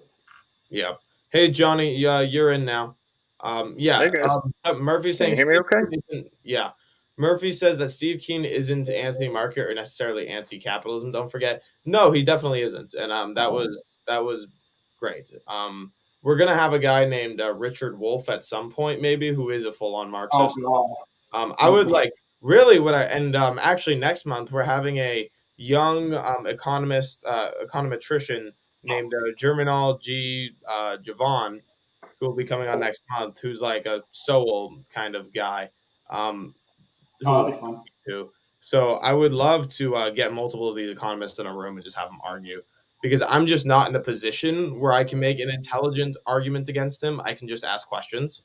So I'd love to get two people who really disagree with each other and really know what they're talking about. Well, Richard Wolff with any of them would always be a good conversation for sure.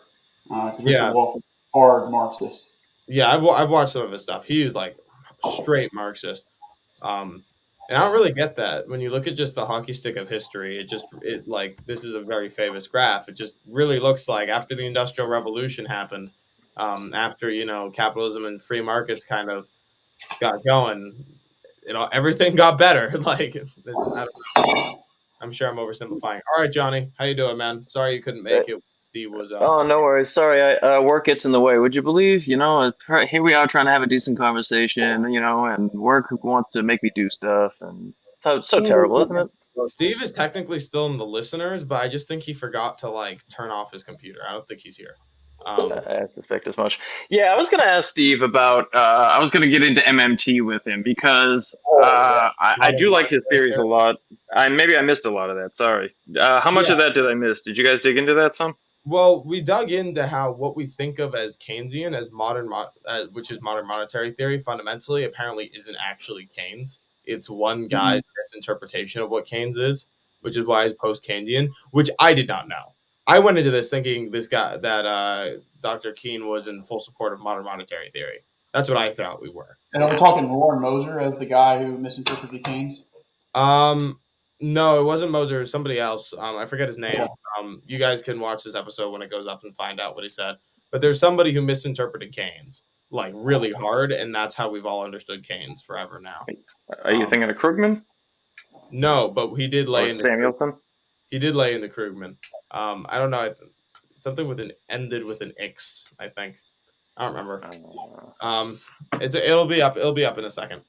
Yeah. So apologies if I missed that part of the conversation because I had to drop and jump on conference calls for work for a little while. It's not your fault. Yeah. So anyway, no, I was going to ask him. I actually think so. When you listen to, and maybe he's not the right MMT guy for this. Maybe this would be like a Stephanie Kelton. I don't know if you've ever spoke to her. She's a big MMT economist. But I was going to ask about MMT and the bond market, right? So I don't know how familiar you are with MMT. Have you any familiarity with it? Is it worth going I know into? the vague outlines of modern monetary theory. Yeah. So what they do is they say it's both descriptive and proscriptive, right? There are things that what they did is they say, okay, how does this system actually work? And then they say, well, let's take it a step further. Is once we actually understand how it works, what possibilities does that then open up? And they're two different questions, and it's easy to kind of cover both of them because a lot of the MMT guys, now not Warren Mosler, whom I believe one of the callers or speakers mentioned earlier, but a lot of the MMT economists do tend to be progressive and left leaning. So they're immediately thinking, well, what kind of tools can we create and use to make society better or function better, that kind of thing. But Warren Mosler, I think, is libertarianish, if I'm not mistaken on that. But I think he also still gets how money works. Warren Moser is the guy, one of the major influences for Stephanie Kelton's book, which I thought her book was Anne, to be honest with you. But I know there's other people in the Pangburn circle that actually that really like her stuff. But I mean, MMT can benefit actually both sides depending on the framework we look at it. It can benefit both sides of the U.S. political spectrum.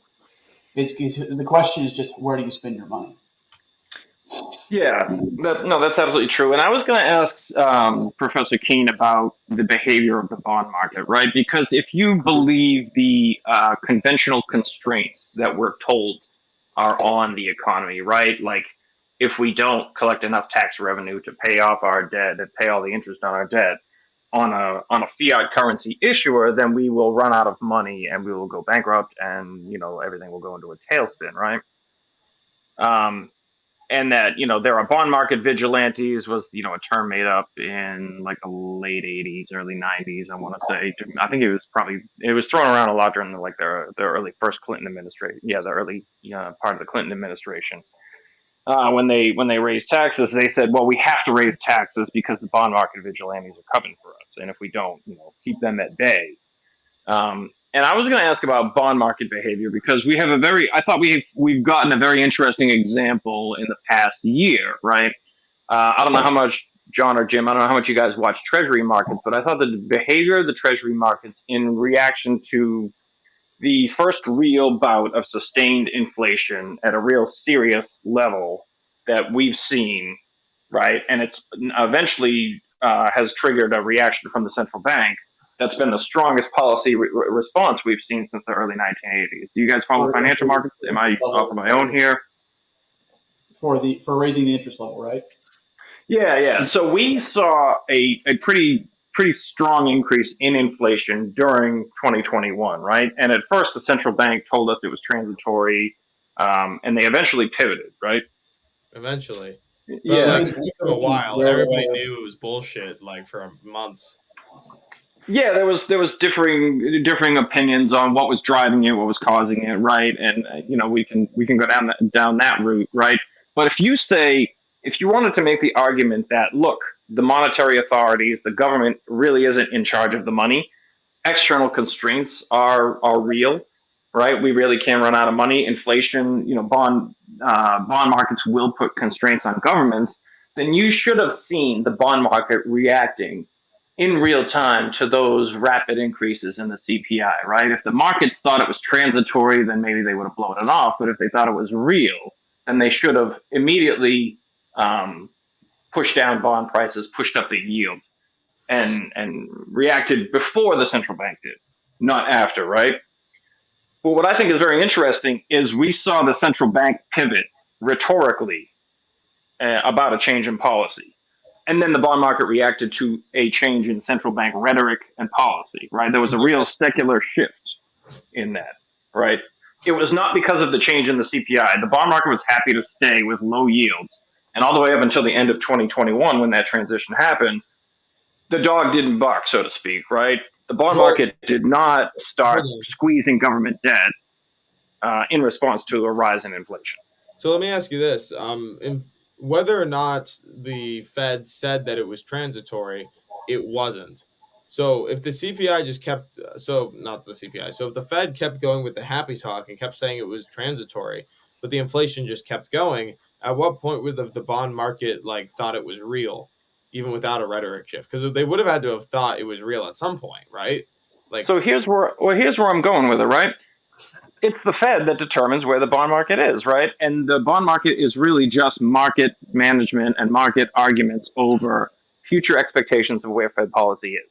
And it wasn't, the bond market didn't move in reaction to the CPI. The bond market moved in reaction to a change in Fed policy, right? The CPI didn't meaningfully increase that much, right? It was already up at 6-7%. I actually don't know. I don't have the numbers in front of me, but I was looking at where the bond market moved, and it wasn't until you had Lael Brainerd was considered one of the Biden administration's top picks for the I think the FOMC.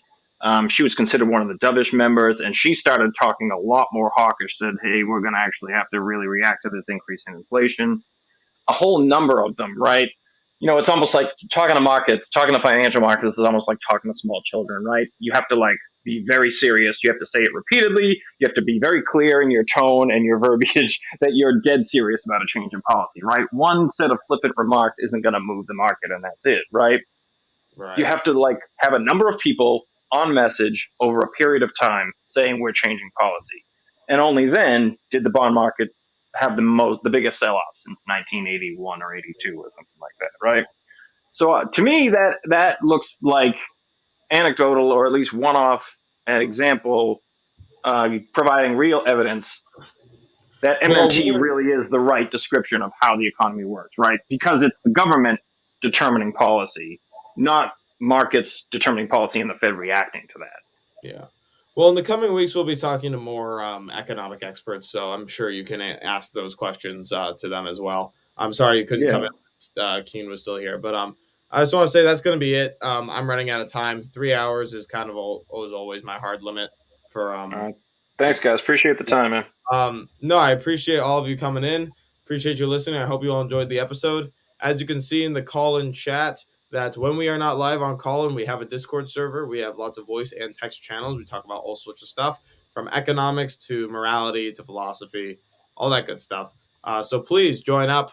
Those on YouTube, subscribe to us. Subscribe to Callin. Same for you guys in Callin.